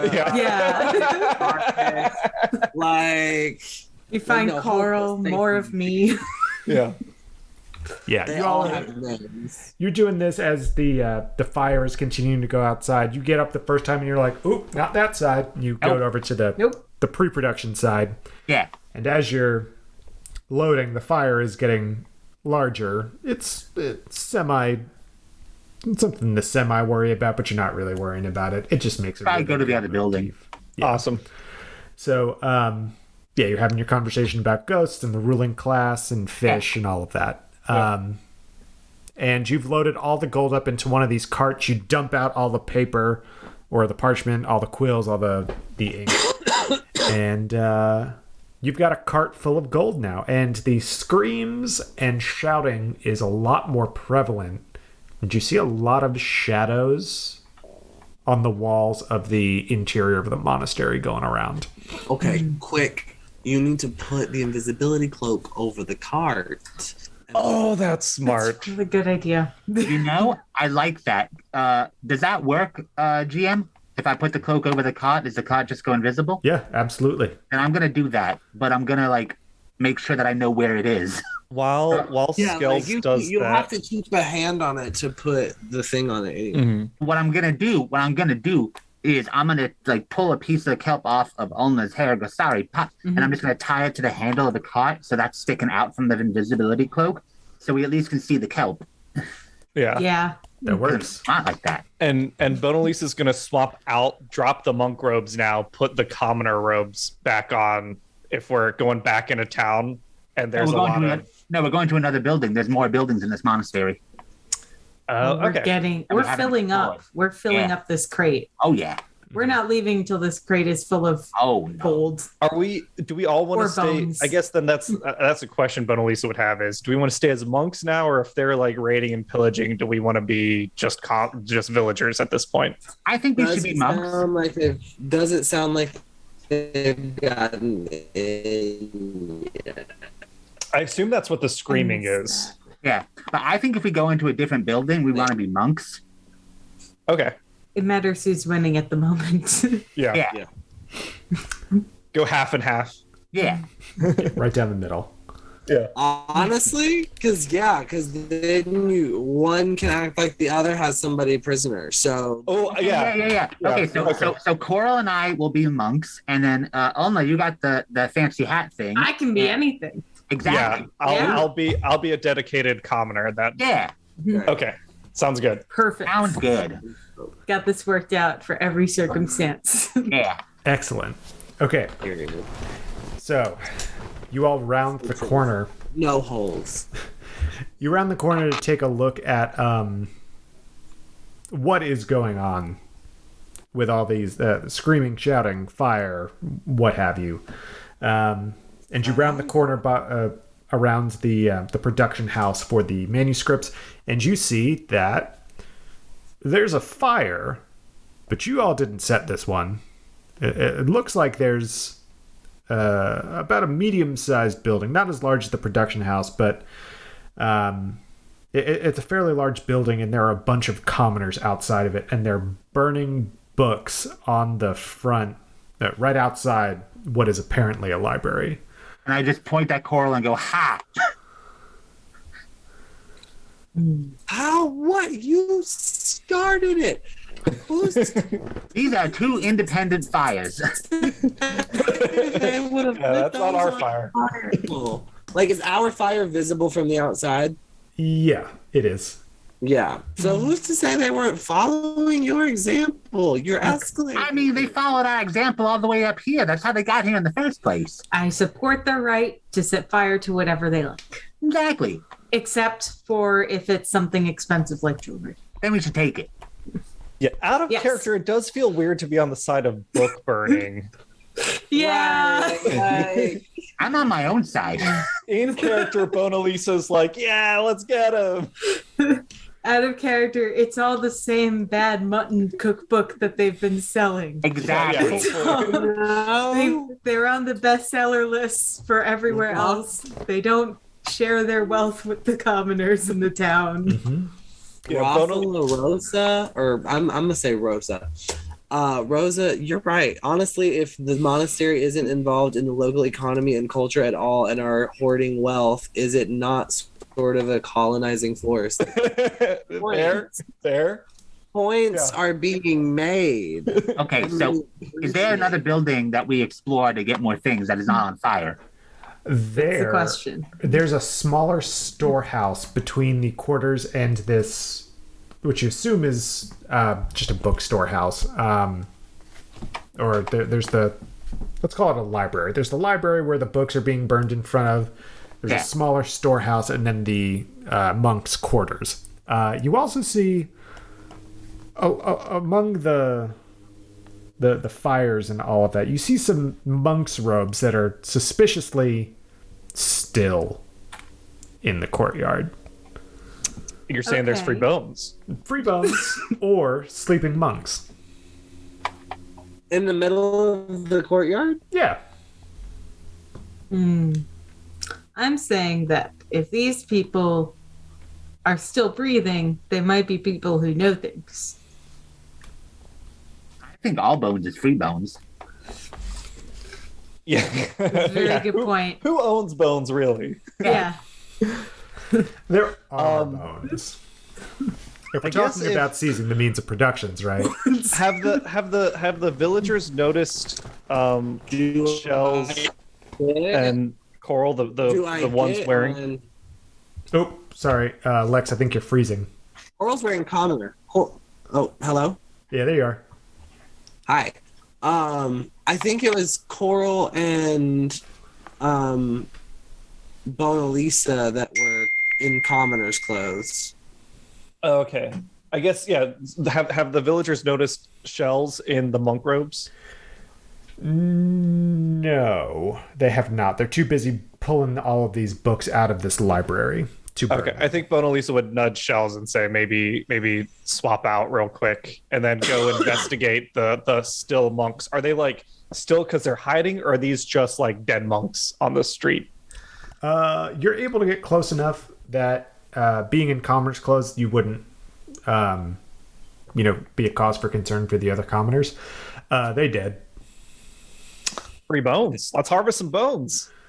And Skell just pulls off the monk robe and just goes and pilfers bones with. Yeah.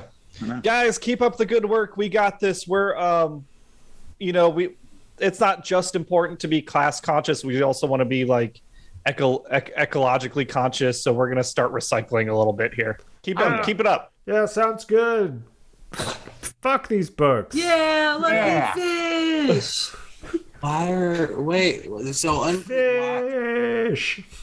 Fish, yes, absolutely. Fish, incredible. I'm with you. Also, what if some of these books are about fish? Ooh. That's a problem for tomorrow. Burn all the books. You should maybe not burn all the books. Well, I'm pretty sure that these aren't about fish. I haven't seen any fishy pictures in here. He raises a valid point. It might be about things that it's saying I have an unstable internet connection. Can y'all still hear me? I can hear Yes. you. A little, yeah. Okay, cool. You know what? Yeah. You're right. Never mind. I haven't seen no fishy pictures in here. Here, you want to take a look? One of the commoners hands you, Coral, one of the books to peruse. Me to roll something. What's in the book? I mean, you can read. Canonically, all skeletons can read. Okay, yeah. What does it say? It is a book about the horrors of the fish festival and the whole reason behind the festival is to bring in the ancient fish god into the world.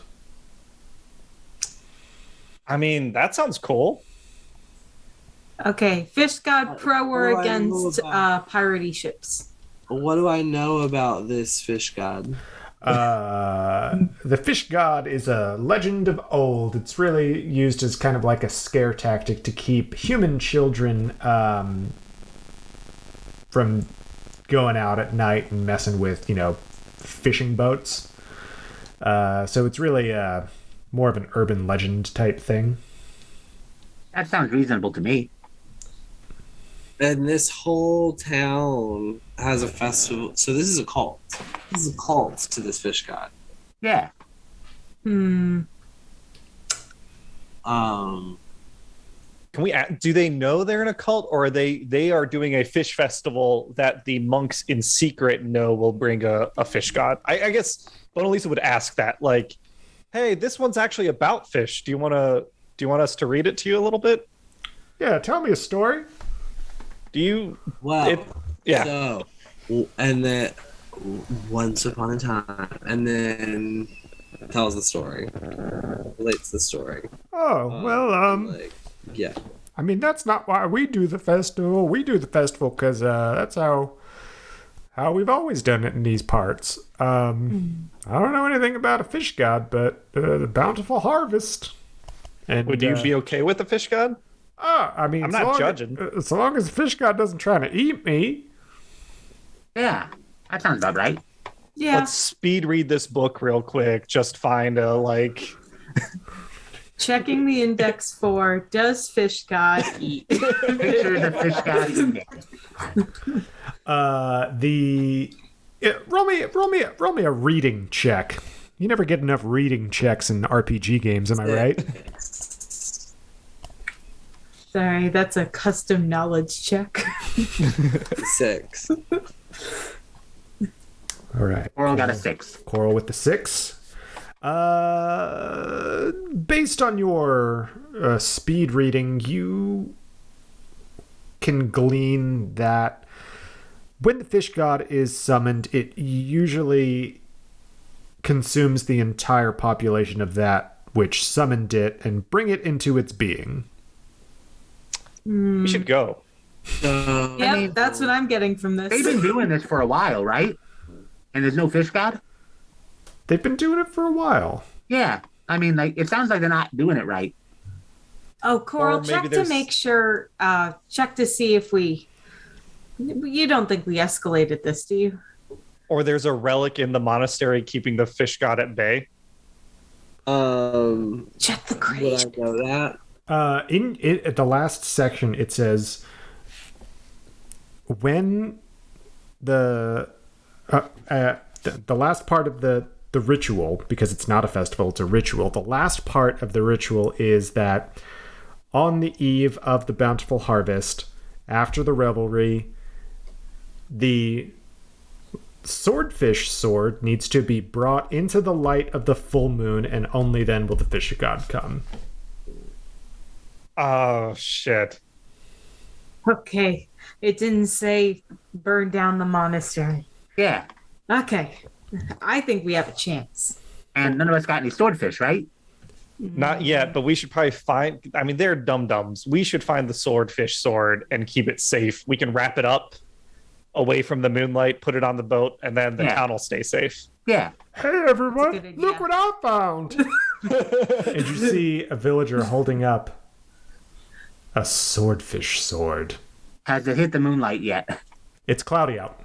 I go, hey, let me see that. Let me see that real quick. Oh yeah, hey, this is what? No, this is mine. This is my sword. I Look full at me, I'm- tackle him. I'm ready to fight for this sword. I was gonna, okay. Yeah. I don't want to talk anymore. Mona Lisa will shout, they're a monk in disguise. They're a sleeper agent monk. They've been amongst you for years, but now they've been activated. Get that guy. A What? monk. Ah, let's get him. He's got a fish sword. I want that sword for my house. Yeah, let's take him down. And he just gets dogpiled by commoners. I'm gonna try to swipe the sword from the pile. Yeah, someone more dexterous than Mona Lisa can go for that. Okay. Well, yeah. So I had said that I had full. I guess I was frozen again. I had said that I was tackling him. Oh, okay. Oh. Well, let's Oh, get. You joined the were pile. Yeah. Right? You joined the pile of people. You've joined the pile of people. I rolled a 7. I rolled an 8. Okay. In the scramble, Skells and Coral, you're both in there with all the commoners and this guy with the swordfish sword. You are grappling over it, and then Coral, you finally end up. You've got it in your hand now, so you've got the swordfish sword. Get in the cart. Get in the cart. Get in the cart. Yep. I'm gonna try to like slide this under the cloak of invisibility. Yep. Okay. Under the gems and stuff. Yeah. Roll me a very secret, not a secret roll for you, but I'm going to roll something secret over here. Okay. I need you to roll for speed, and it's going to be against whatever I roll. All right. Bring it. Take your roll. I have rolled. Oh, I did. Oh, I did. I've rolled a 4. I've rolled a 9. Ooh. Okay. You are able to get the swordfish sword under the invisibility cloak. Sorry. We started a revolution based on cultural dietary differences. How did it go so wrong? So you get the swordfish sword underneath the cart just in time as the clouds clear and you see the light of the full moon break through the clouds. That's a close one. Okay, now we skedaddle. Thankfully, like, that's how invisibility works. It's literally just visible light. You can't see it, so it's literally bending the light around the sword. It's not a So we Oh, could you're a scientist. skedaddle, or we could take more things. How full is our crate looking at this point? It's about half full. I mean, you can't tell it's invisible. Yeah, That it's is empty to true, me. yeah. It's true. It feels about half full. This is no longer too heavy for us to put. Exactly. Not yet too heavy, so. Yeah. I mean, we've been real lucky so far. What if something happens and because they can't see the cart, they run into it, and then all of a sudden we have Fish God to deal with? All I know is that we're booked from 12 to 3 p.m. Eastern Standard Time. What unburning buildings are there near us? Yeah, it's, There's the monks' quarters, and then there's that smaller storehouse.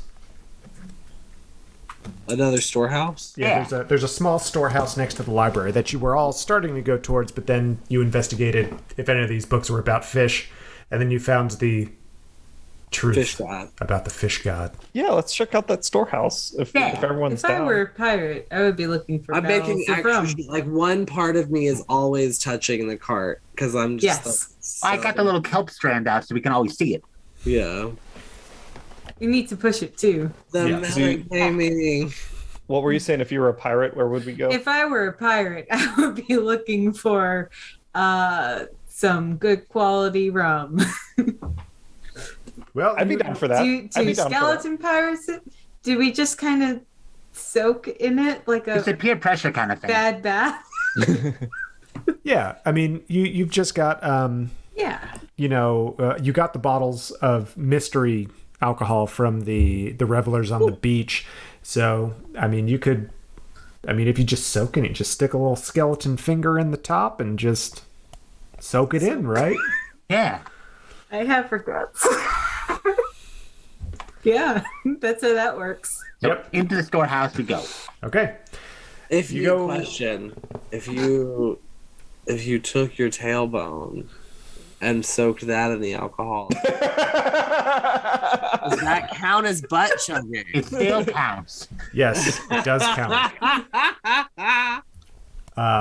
You've all had, you've been on the seas for 400 or 500 years. You've tried a lot of stuff, and yes, you do know it does work.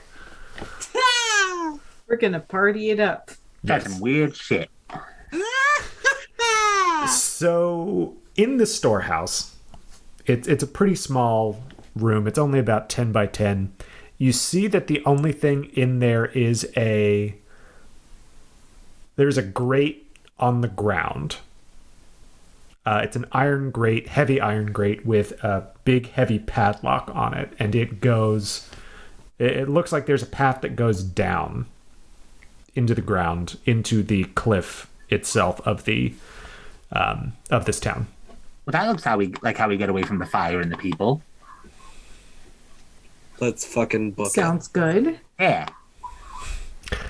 Okay, so you've got to deal with the padlock first. It's big and heavy and iron. It's really big and heavy, and what's also big and heavy is our big orc friend here with the axe. That's fair. I don't know. I mean, I'm assuming. I say that out loud. Yeah. Yeah.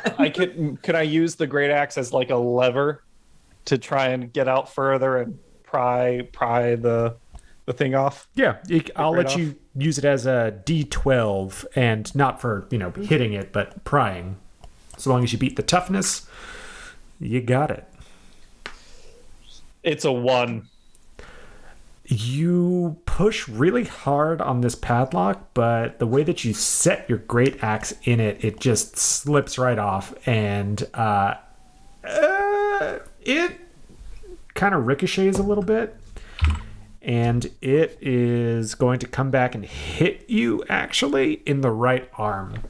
The right arm. Okay, so I lose 1 hitbox on the right arm. Gotcha. Yep. Okay. We got to do some damage, right? Yeah. You all have just been RPing so well out of these combat situations that... Right. I'll look at Mona Lisa. I'm gonna take a swing at it with my new scimitar. Ooh. Okay. Yeah, magic. Yeah. Right. So I kind of look at the it's a door, right? It's a padlock on the ground. Grated. Okay. Grate on the ground. Okay. Yep. Yeah. So I'm gonna like kind of ting it with the scimitar and like listen to the metal sing, and then I'm gonna make a little roll here. All right. 1d6 plus 1. D6 plus 1. That's a 7. Okay. You hear the metal ring, and you, in your innate knowledge of how padlocks are made, you deftly take the scimitar and switching, like put the scimitar right through the loop of the lock, and just real quickly push down and twist, and it just pops right off. Dope. The lock is open. Sometimes finesse over fist. Well, yeah. I've forgotten about Herringbone. He's just chilling in the cart. He's chilling in the cart. Herringbone has been absolutely fucking chilling. Yeah. What are we doing now? Chaos. Run into the ground. Herringbone, you've gotta stop soaking your tail feathers so much. You've been unconscious for 2 days. 2 days, Herringbone. Mm-hmm. I'm starting to think you have a problem. I'm starting to think you have a problem. Point of order: is Herringbone a skeleton parrot or a parrot? Skeleton parrot. Skeletal parrot, Okay. yes. Tailbone. I'm going back to sleep. So you lift the grate up, and you see that it's a pretty... you'd be able to get the cart down the grade of this path down here. Mm-hmm. But you see it goes down, and then it curves off to the left pretty gently. I'm going to take the invisibility cloak off the cart because we're going underground, and I'm going to put it back on. So it's still like a floating skull. Okay. And then we can just navigate the cart into the hole in that. That works. Okay. So, following the path, there's no one down here. You can't have the padlock locked if there's someone down here. So, it's a pretty smooth ride all the way down. It just switches back through the cliff face itself. It looks like it's pretty cavernous here. At the beginning, it's not very cavernous. It's kind of like it was mined out at the beginning. the further you go into the cliff face, the more natural the formations get. And it opens up into a big cave system, you realize. Do any of you have torches? Or are you using your inherent skeletal night vision that all skeletons have? Skeletal night vision. I was just about to ask, Yeah. what are you going to make me roll to see if any of my coral is bioluminescent? Aha. Ooh. That is Fancy. that's a you question, Coral. Do you have bioluminescent coral? Absolutely. Okay, so there's a faint. What color is the bioluminescence? So there are little baby croppings of purple in her eye sockets. And then there's like some teal on the elbows, and some like pinky purple on the wrists. All right. So with that combination, it's a pretty nice purple hue that's kind of cast out in front of you as Coral is leading the way with her bioluminescence. And you can you see at some point you can like see this light on all of the walls in front of you, but you get to a point where you can hear water now. You're farther down and close to sea level now, you suspect, and as you get down there, you can no longer see the light shining on the far side of the walls. So you're in a massive cavern now, massive cave. After a little bit more trekking, you can now feel the seawater on your little bony feet. Okay. But there is no clear way out or on dry land anyway. So we can feel the seawater, but it's like a coastline, like we're walking into it. Like, Or imagine is it if like this. we dropped off a bit. So when from the outside it looked like this cliff was, a completely solid formation, but now that you're down in it, it's actually more like the cliff is a shell over I don't know if I'd call it a lagoon or like an underwater. It's a pocket of sea that is not exposed to Right. air. I like it. It's like a little Nice. alcove or a little grotto or something. Grotto. Yeah. Okay. Nice. Very piratey. Right. Yeah. Given that we were on the cliff side though, following the sound of the water, like, are we walking on ground or are we like in the cliffside? You're still in the cliff, so you can't see a way out of the cliff and onto the coast to get to your boat yet. So we are in the cliff and we're hitting water, which means if we were to follow the water out, it would most likely be a waterfall. Or the ocean. You've gone down far enough that you're pretty sure you're at sea level. Okay. Okay. That's the question. Dope. You still married to that metal armor? Well, yeah. We might have to take our treasures underwater. We can burnish it afterwards. Yeah, we can clean the armor and the Yeah. gold afterwards. I'm a little less worried about it now that we got all this money. We can just buy you a new I one. thought you might Easy. be. Yeah. Yeah. Is there anything on the cliff walls as we're going across? Like in my head, this is like if there's a fish god that might destroy this town, maybe it lives here. Are there any like hieroglyphs or anything? Like cave paintings. Yeah. Coral walks closer to one of the walls, and you see that you notice some markings that look similar to the markings in the book about the fish god on the cave walls now.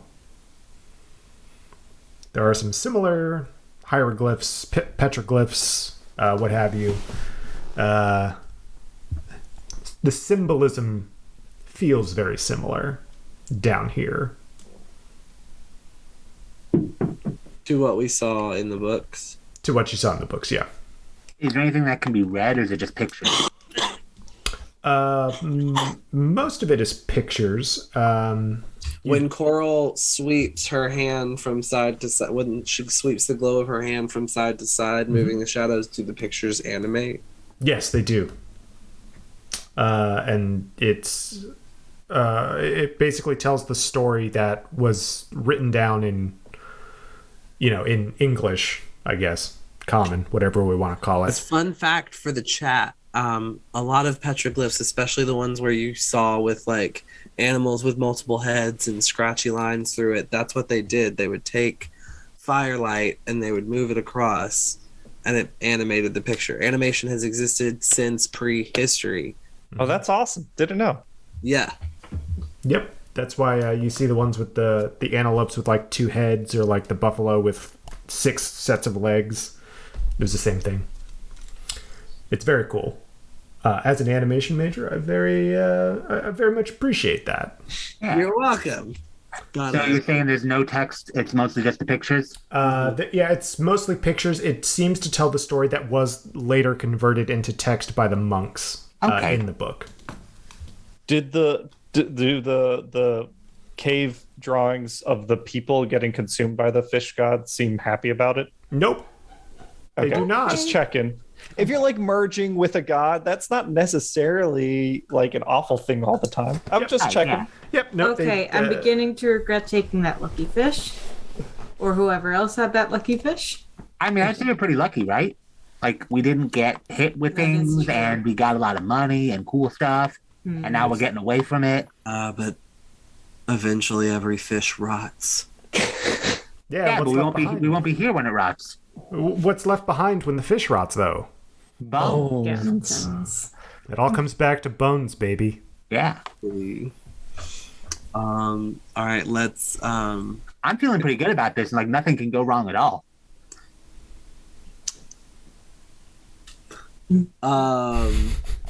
so we're I guess follow the water. Follow where the water is meeting the cliff. Just like, obviously we're not trying to walk into deep water, but kind of follow it to find out where it like lets out.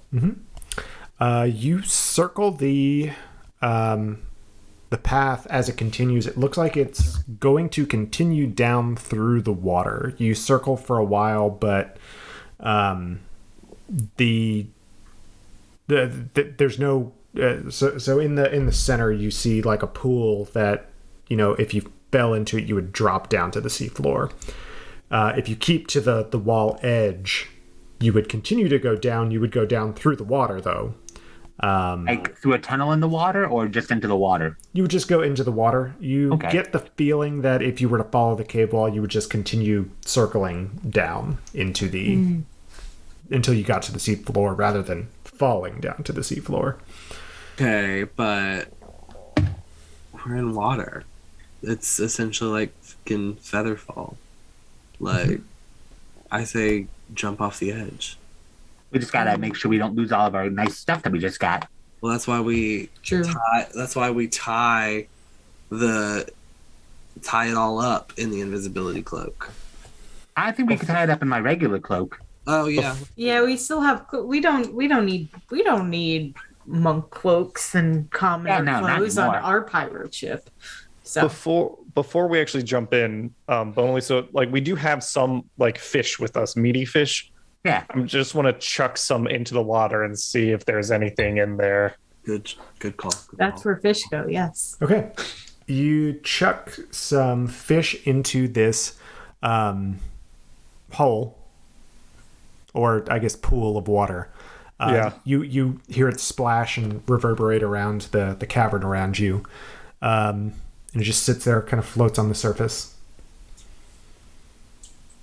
Okay. Cool. Seems like the water's safe. Yeah, decently. Okay. We gonna go back to the boat now? Yeah. Why so suspicious there, Coral? This is your idea. Yeah. It's just too still. If it makes you feel any better, I'll chuck in a couple spare bones, like a couple like arm bones that from the sack. See if anything happens there. Yeah. Right. Yeah, you the throw bones. an ribs. arm bone in or a rib. Yeah. Yeah, throw a human rib. Okay, you throw a human rib in. It plunks in the water. Doesn't make as much reverberation, but it does make a sound. And I don't actually know if bones float or not. So in this case, Sometimes. A rib bone I think is probably gonna sink. Mm-hmm. So I'm gonna say the rib sinks. Yeah. You don't see any disturbance or anything like that. Safe for meat, safe for bones. Yeah. Safe for the whole body. All right. Google says the bones don't float. Thanks, Google. To do this thing. Yeah. And now we also know this pool of water is not a vat of acid, because if it was a vat of acid, the bones would float to the top. We That's tested it. That's Yeah. Now we know. So you all are jumping into the deep Yeah. instead Yeah. of taking the. Okay, so you're gonna jump into Can we the walk? deep. Can we walk down to the water? You can walk. Yeah, we could. There's like a spirally. Yeah, there's a spiral ramp that kind of Yeah, goes all the way yeah. down, or you could jump into the deep. Now let's walk. Yeah, I mean, if we can get down to the water, that's fine. I just wanted to get us down to the water. You are in Yeah. the water right now. Yeah, too. we're at the water. Your feet Oh. at least are at the water. Yeah. No, well, then we just jump in then. Yeah, that's what I was saying. Yeah. Sorry, I thought we were like up on a cliff. Yeah. above. Oh no, we're in. I misunderstood. No, we're about Okay, the okay. same level as the water because of all the downstairs. Gotcha. Oh, okay. Yeah, then we just step into the water. Yeah, if everything's Yeah. bundled up, we can just start hauling the cart in. Yeah. Okay, so everyone's gonna. Do you all work together to kind of push the cart into the deep, or is Yeah. Yeah. Yeah. okay? All Two right. people on each side. Uh-huh. Let me get a. I'll spot because I'm probably. I assume we're gonna let the orc do some of the heavy lifting. So The orc on one side, Corlin on the other side. That Yep. seems about even. All right. You heave ho the cart into the deep. It makes a big old splash Yeah. and promptly starts to sink. And I guess you all jump in right behind it. Uh-huh. Okay. You are free floating down now into the deep, and it is dark down here. You can see the cart for a second, but the weight of the gold is pulling it down faster than you all can sink. I'm gonna swim for it. Okay, Yeah. roll me a swim. Anyone who wants Yeah, to I'm gonna swim add my down. movement onto that because I'm swimming. For sure. That is 10 total. 9 plus 1. Okay. I got a 6. Seconds. Okay, so skills, you're able to swim down and catch up with it, and you've got a hand on it. Bona Lisa, though, you're just able to keep up with it, but it's evading your grasp. Gotcha. I reach my foot out for Bona Lisa. Like, come on. Yeah, something to just. Or I'll just keep swimming. Once it hits bottom, then I'll be caught up anyway. That's true. It's going down a long time. The sea floor shouldn't be this deep here. Oh fuck me! Hold on. Guys? Guys? yeah. Should I let go of it? Grab. No. Yeah. It'll be annoying for us to bring back up to the ship, but we can just haul it over, and then in pieces we'll Okay. I'm still going down, though. Yeah. I'm gonna roll. Yeah. So that is a 6. What are you trying to? Are you trying to swim as well? Swim to catch up. Yeah. Okay, so you're able to keep pace with Bona Lisa, but you're not able to catch the cart as it's going down. Fuck. So I'm just holding on to it sinking. Yep. So it's continuing to go down. After a little while, Skells, you see the bottom. Okay. Hey, I found the floor. I'm Sweet. probably the last, probably lighter and the last to float my way down there. Yep. Just slowly sauntering. Taking your time. It's just going with the flow. I was getting worried there for a second. So, Skells, you and the cart hit the bottom first. It's really soft, soft sand down here is what it kind of feels like. And after a second, Bonalisa and Coral catch up, and then Ulna, you bring up the rear. You all are down on the bottom now. You can see that it's really quiet and serene down here, but there's not really a whole lot going on. Not a whole lot to see or look at. Let's see.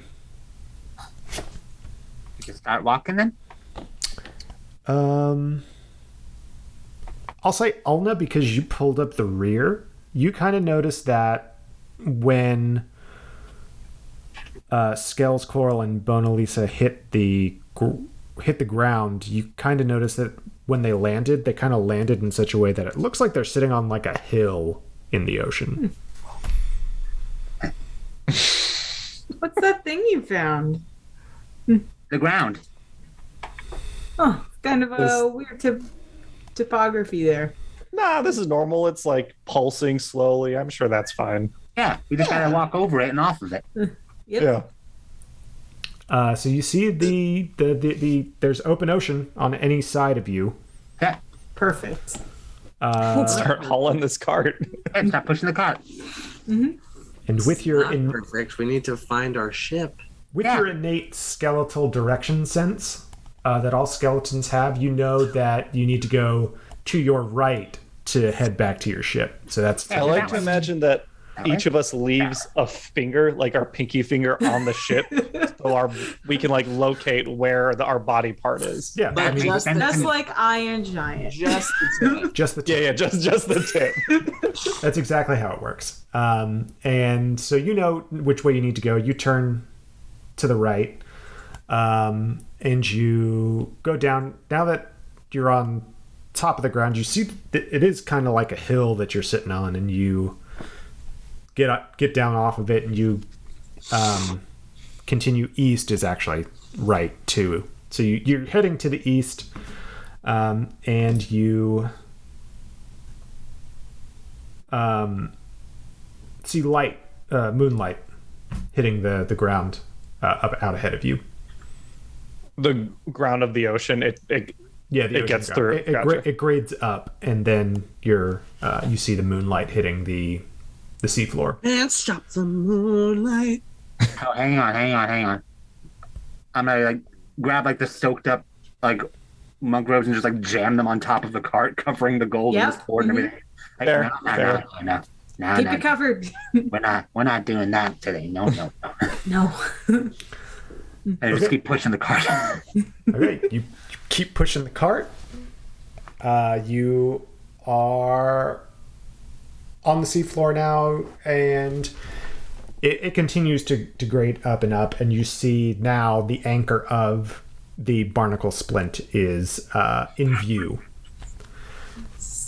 Bow and anchor. In view? Yes, it is in view. Yeah, it's in view. Yeah. And so you at this point, Herringbone wakes up and says, "Why am I underwater? Ma! Herringbone, keep it down. Why? We're on the seafloor. We're underwater. Who's gonna get us?" Well, purportedly, the fish god. Bah. I don't believe in him. He believes in you. Ah, well, that's nice of him. Very supportive fish guy. So you make it to the anchor. How are you getting the... We're gonna travel up the anchor because like anchors don't sit directly underneath their ship. It's always kind of at an angle. So So we're gonna have to like bundle all the stuff up into the cloaks that I like put on top of it, just like wrap it up and like haul it up. Like, Yeah. leave the cart down here. Ooh, yeah, or leave send the full cart send down. one person up to throw down like a basket or something and have We could do that too. do either or. I mean, let's get the important stuff up. Yeah. Let's keep that fucking sword Sword. wrapped up. Yeah. Keep that Okay. bitch wrapped. We're all in agreement that if the sword hits the moonlight, we're just going to throw it really hard at the coast, right? Yeah, agree. 100%. Just And get it off out the of here ship. as soon I as just want to make sure that we're on the Yes. same page here. Yeah. We take whatever we can. We're and not we doing any of that, like, absolutely this is my precious artifact. I'm going to keep it thing. That thing's going overboard. No, I got two scimitars and a dagger already. Fuck Yeah, that. we're good. We're good. Yeah. We got I this can out find forever. I can find a swordfish anywhere. That's how you wind up with whole ship graveyards, right? Exactly. Yeah. People don't know be when to brave. cut their losses and run. Yeah. Look. I had to ask. I had to ask. Motherfuckers out here like, oh, my treasure that you stole with very little planning. This is why we work. This is why we work good together. Yeah, we'll chuck the sword and on to the next town. Oh yeah, Exactly. totally. Yeah. You haven't been doing this for 400 or 500 years without a little bit of bureaucracy, a little bit of planning. Yeah. You know what you're doing. So bit by bit, we're gonna get the stuff up into the ship in bundles Yeah. Yeah. until we can get like a basket down. Yeah, you get everything up in bundles. Everything's up on the ghost ship now. You managed to keep the swordfish sword contained as well, not hitting the moonlight. It's a beautiful night out. The water is clear. The moon is out. Those clouds have gone away. It is a lovely night for A nice pillaging. view of a monastery on fire. Yeah, you can see the fires are still raging in the background. It looks like the whole place is up now. You can see the townsfolk now leaving the monastery with their torches and pitchforks going down back towards the village. I think they're gonna be all right. What do you think? I'm saying it's a win. I'm going on a win. Yeah. That's not a problem anymore. Yeah. Yeah. We should probably mark to not return here, though. Oh yeah, absolutely. Yeah, at least for 100 years. Oh If yeah. we're I'm not not returning here, does anyone want to see what the fish god looks like? No, I mean- I'm a little tempted. Can we do it after we get the anchor up? Yeah, get the Yeah, anchor we'll up get and the then anchor up. We'll Okay. throw it us and just see. we can and throw just it, see. or we could see if Herringbone wants to like fly it back to the coast. That's a really good idea. Hoist the anchors. Honestly, right? This Volleyball? town's full of murderers. Like Yeah, these they people are. crazy. They're murderers and arsonists and book burners. They're terrible people. I Yeah, mean, they have it they coming. really wanted to absolutely. do this. So, The And amount. drunks. Mhm. I gotta get a new crew. You say this every time, Coral. Every time. The amount of mental gymnastics they're doing to not take ownership of the arson and murders that's here today. Like I'm all for piracy and pillaging, but The only ownership I care about is the ownership of the things that we just brought onto this boat. and of these bones. Yeah. I just think actions and responsibilities and reputations. How do you have a reputation if you don't take ownership of the things that you do? That's fair. That's fair. You don't leave people around to tell of all the bad things you did. True. We'll build a reputation next time. I promise. Yeah, next time. I promise. Next time we'll build our reputation. Oh, herringbone. Or are we anchors up? I've been cranking the anchor up the whole time. Yeah. Here's the question. You've got all these bones now. Do you create a new crew member at this point? Oh yes, or- absolutely. Can we? Oh, if we can, yeah. Yes. The only thing we dropped was a rib and one like arm bone. So we could probably, because we scavenged from a couple different monks, so we could probably create a couple. Yeah. One big one. Frankenstein skeleton. No, Either no, one- listen, one big guy. Yeah, we can make one really big guy. Yeah. You've got enough bones for 4 complete skeletons. Or two really big Here's what we ones. do. Two really Here's big what ones. we do. No. We make 2 regular ones and then 1 really big one. Because the really big one isn't going to be able to do too much all the way around the ship. So we need people that are able to, get up in the bird's nest. 'Cause I don't want to fucking do it. Yeah, you're talking Yeah, about I don't want to do it fair, either. fair. I Thank get it. you. That's the Yeah. worst I get it. job on the Yeah. ship. Oh, it's awful. It talking goes to about- whoever's lowest on the totem pole, Oh yeah, then the new guys. which is the new guys. So you're making yourself, if I understand correctly, an Inigo, a Fezzik, and a Vicini. Yes. Correct. Yes. Yeah. Yes. And one of them is gonna have a fish head. You've got to. One of them is missing an arm. Yeah. Maybe it's just, spare parts in the big one, right? Yeah. Yeah. Okay, so while Scales is hoisting the anchor, Bonalise is working on making the new crew members. We've got Coral talking with Herringbone, and Ulna Supervising, I guess. is supervising, changing disguises, Yeah. and all of that. And so, what was the final decision on the sword? I believe Herringbone was going to fly it back to the coast and drop it off. Yeah. But put the sword's going to be in a blanket, Yeah. Right. and then the claws Coral let go. Yeah, Coral has the sword and is presenting it to Herringbone, and it is like wrapped. Yeah. And there's like 3 of Coral's 5 starfish are keeping the cloth closed.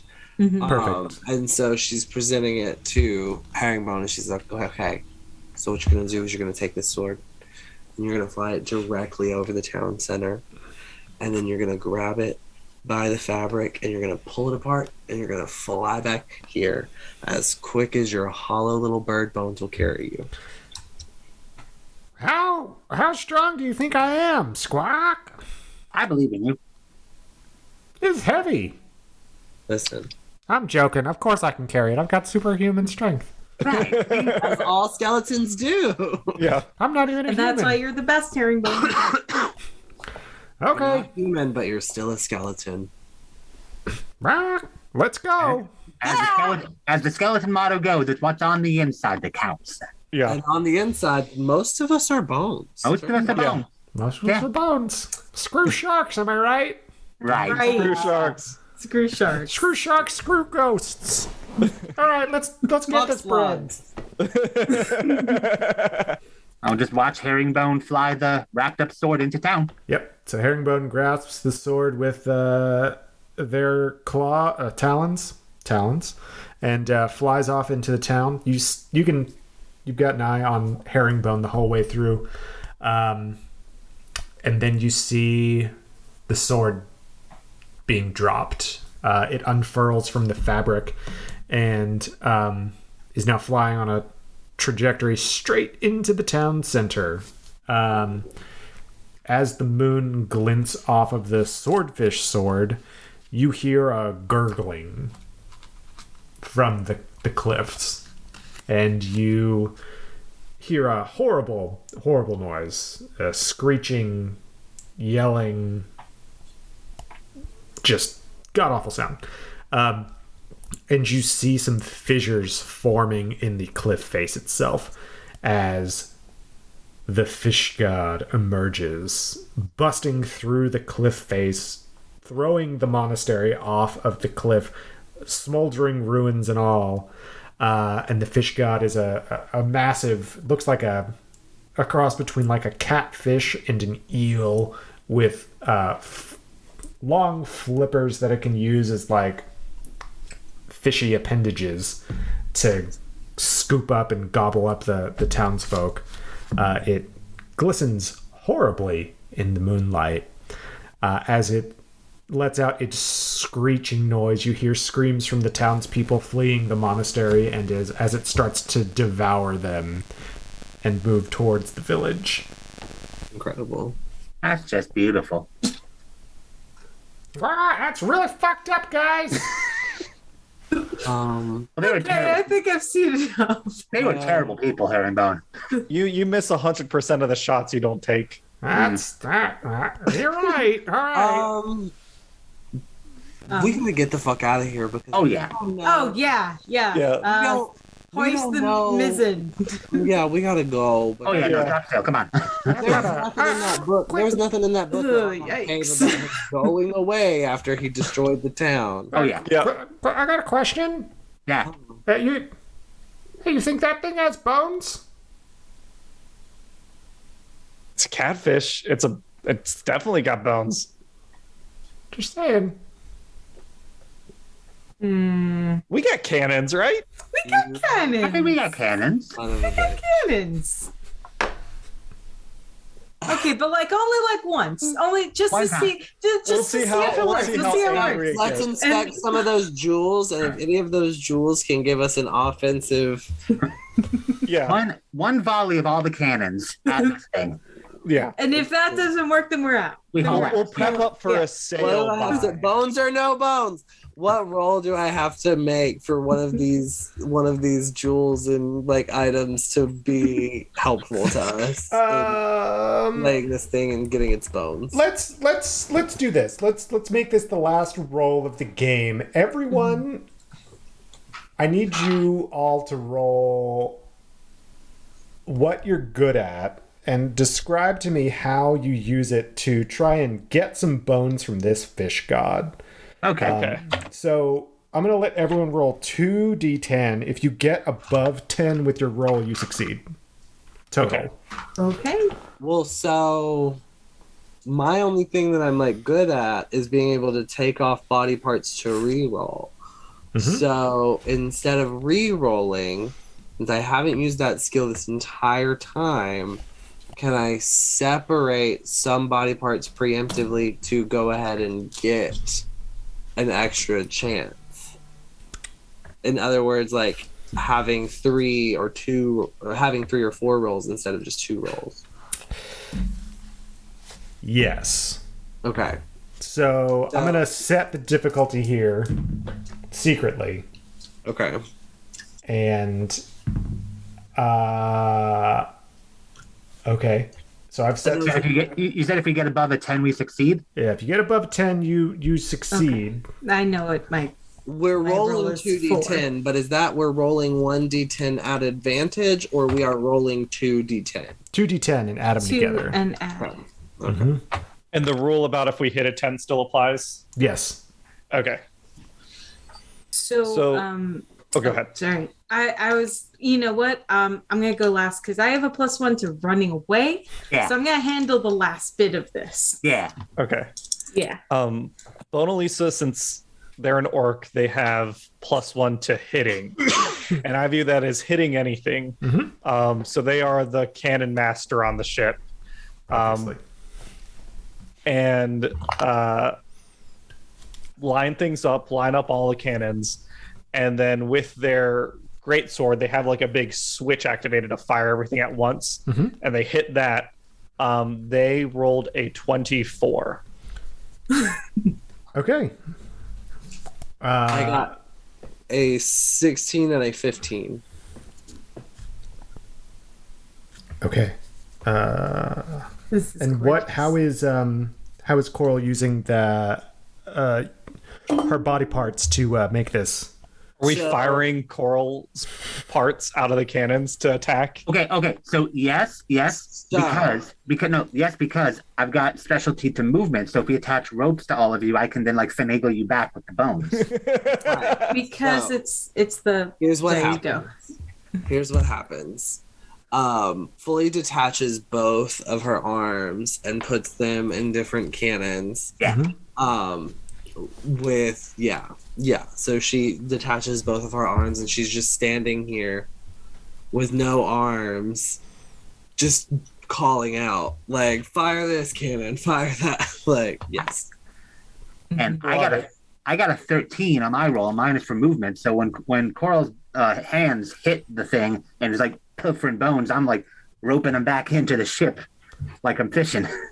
Yeah, to fire again. I love it. Yeah. Because we established you need your skeleton hands to get the bones. Yeah. Out of it. Yeah. Yeah. I did make that a thing. Skeletons are natural bone pilferers. Yeah. Just Slip, slide, steal your bones. So we got a decent amount of bones out of this thing. Yeah. Okay. So Ulna, how are you using your running away to help? And right. I'll- Yeah. So I rolled tie a 10 to everything up. 4.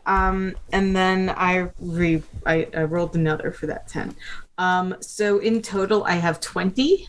And my running away is ordering those new skeletons that we have to prepare the ship masts and prepare all of Yeah. all of those. Are all the different the sails, We're gonna sail out of And the at rudder. my mark, once we get all the bones back, okay, let them go, All right. and then we go away pretty swiftly. So I'm going to describe to you all what has happened, what you all did, to my glorious fish god. Anyway, so Coral obviously, gets her arms loaded up into the cannons. As soon as everything's loaded up, Bona Lisa comes in with the great axe and lets loose all of the cannons at once. It's just a cacophony of gunpowder bursts and explosions as all of the cannons on the port side of the ship go off at once. Bones are flying through the air. Cannons are flying, or cannonballs are flying through the air as they rip into the fish god. Coral's pilfering skeleton hands grasp onto one of the fins of the fish god itself, and as the pilfering starts, it's the telltale squelching sound of the bones being liberated from their fleshy tombs. And Skells knows this sound well, and as you hear the pilfering complete, Skells reels in the arms as quickly as possible for Coral, and as the arms are pulled away, you see the multitude of bones that are coming now towards your ship. Giant bones. Just sailing through the air as Skells is reeling them in as fast as possible. And as soon as they hit the deck, the whole ship lurches to one side and only gives the order to go to full sail and just hightail it out of there. And as you're sailing off into the distance, into the moonlight, you see the fish god squelch down into just a pool of fish goo onto this town, this monastery, and it's just a horrible sight to behold. Just fucking meat and skin. Just meat and skin, and there's Gosh, just if there are any townsfolk left, they're gonna have a good time. Guys, look, we saved the town. Yeah. Yeah. Today was a good day. Yeah. We're really making a difference. I think the thought is what counts. It's what's on the inside. And it's bones. Always bones. bones. Always bones. excellent. I think that calls it for Adventure Skeletons. That was a really fun game. Yeah. I didn't know what to expect, and I am very glad with what we ended up with. Had a little bit of technical difficulties there at the front, but I think we made up for it with a incredible story. I think we got it figured out. Excellent finale. So, thank you all so much for being a part of Adventure Skeletons with us. We're going to go around and just real quickly say who you are, where you can be found, and what other projects you're working on. We're going to start with Cameron. Hi, yeah, I'm Cameron. I'm part of a group of people. We call ourselves Arbitrary Hero. We're on YouTube and Twitch at Arbitrary Hero or Arbitrary_Hero on Twitch. We play games and we also raise money for charity. Next week, we are doing a 24-hour live stream. Our goal for this year is to hit $5,000 raised for Cincinnati Children's Hospital. I believe we're almost at 4,000. And we have a giant D&D raffle, TTRPG raffle with Hero Forge has donated prizes. D&D Beyond has donated prizes. We have some artists who donated commissions.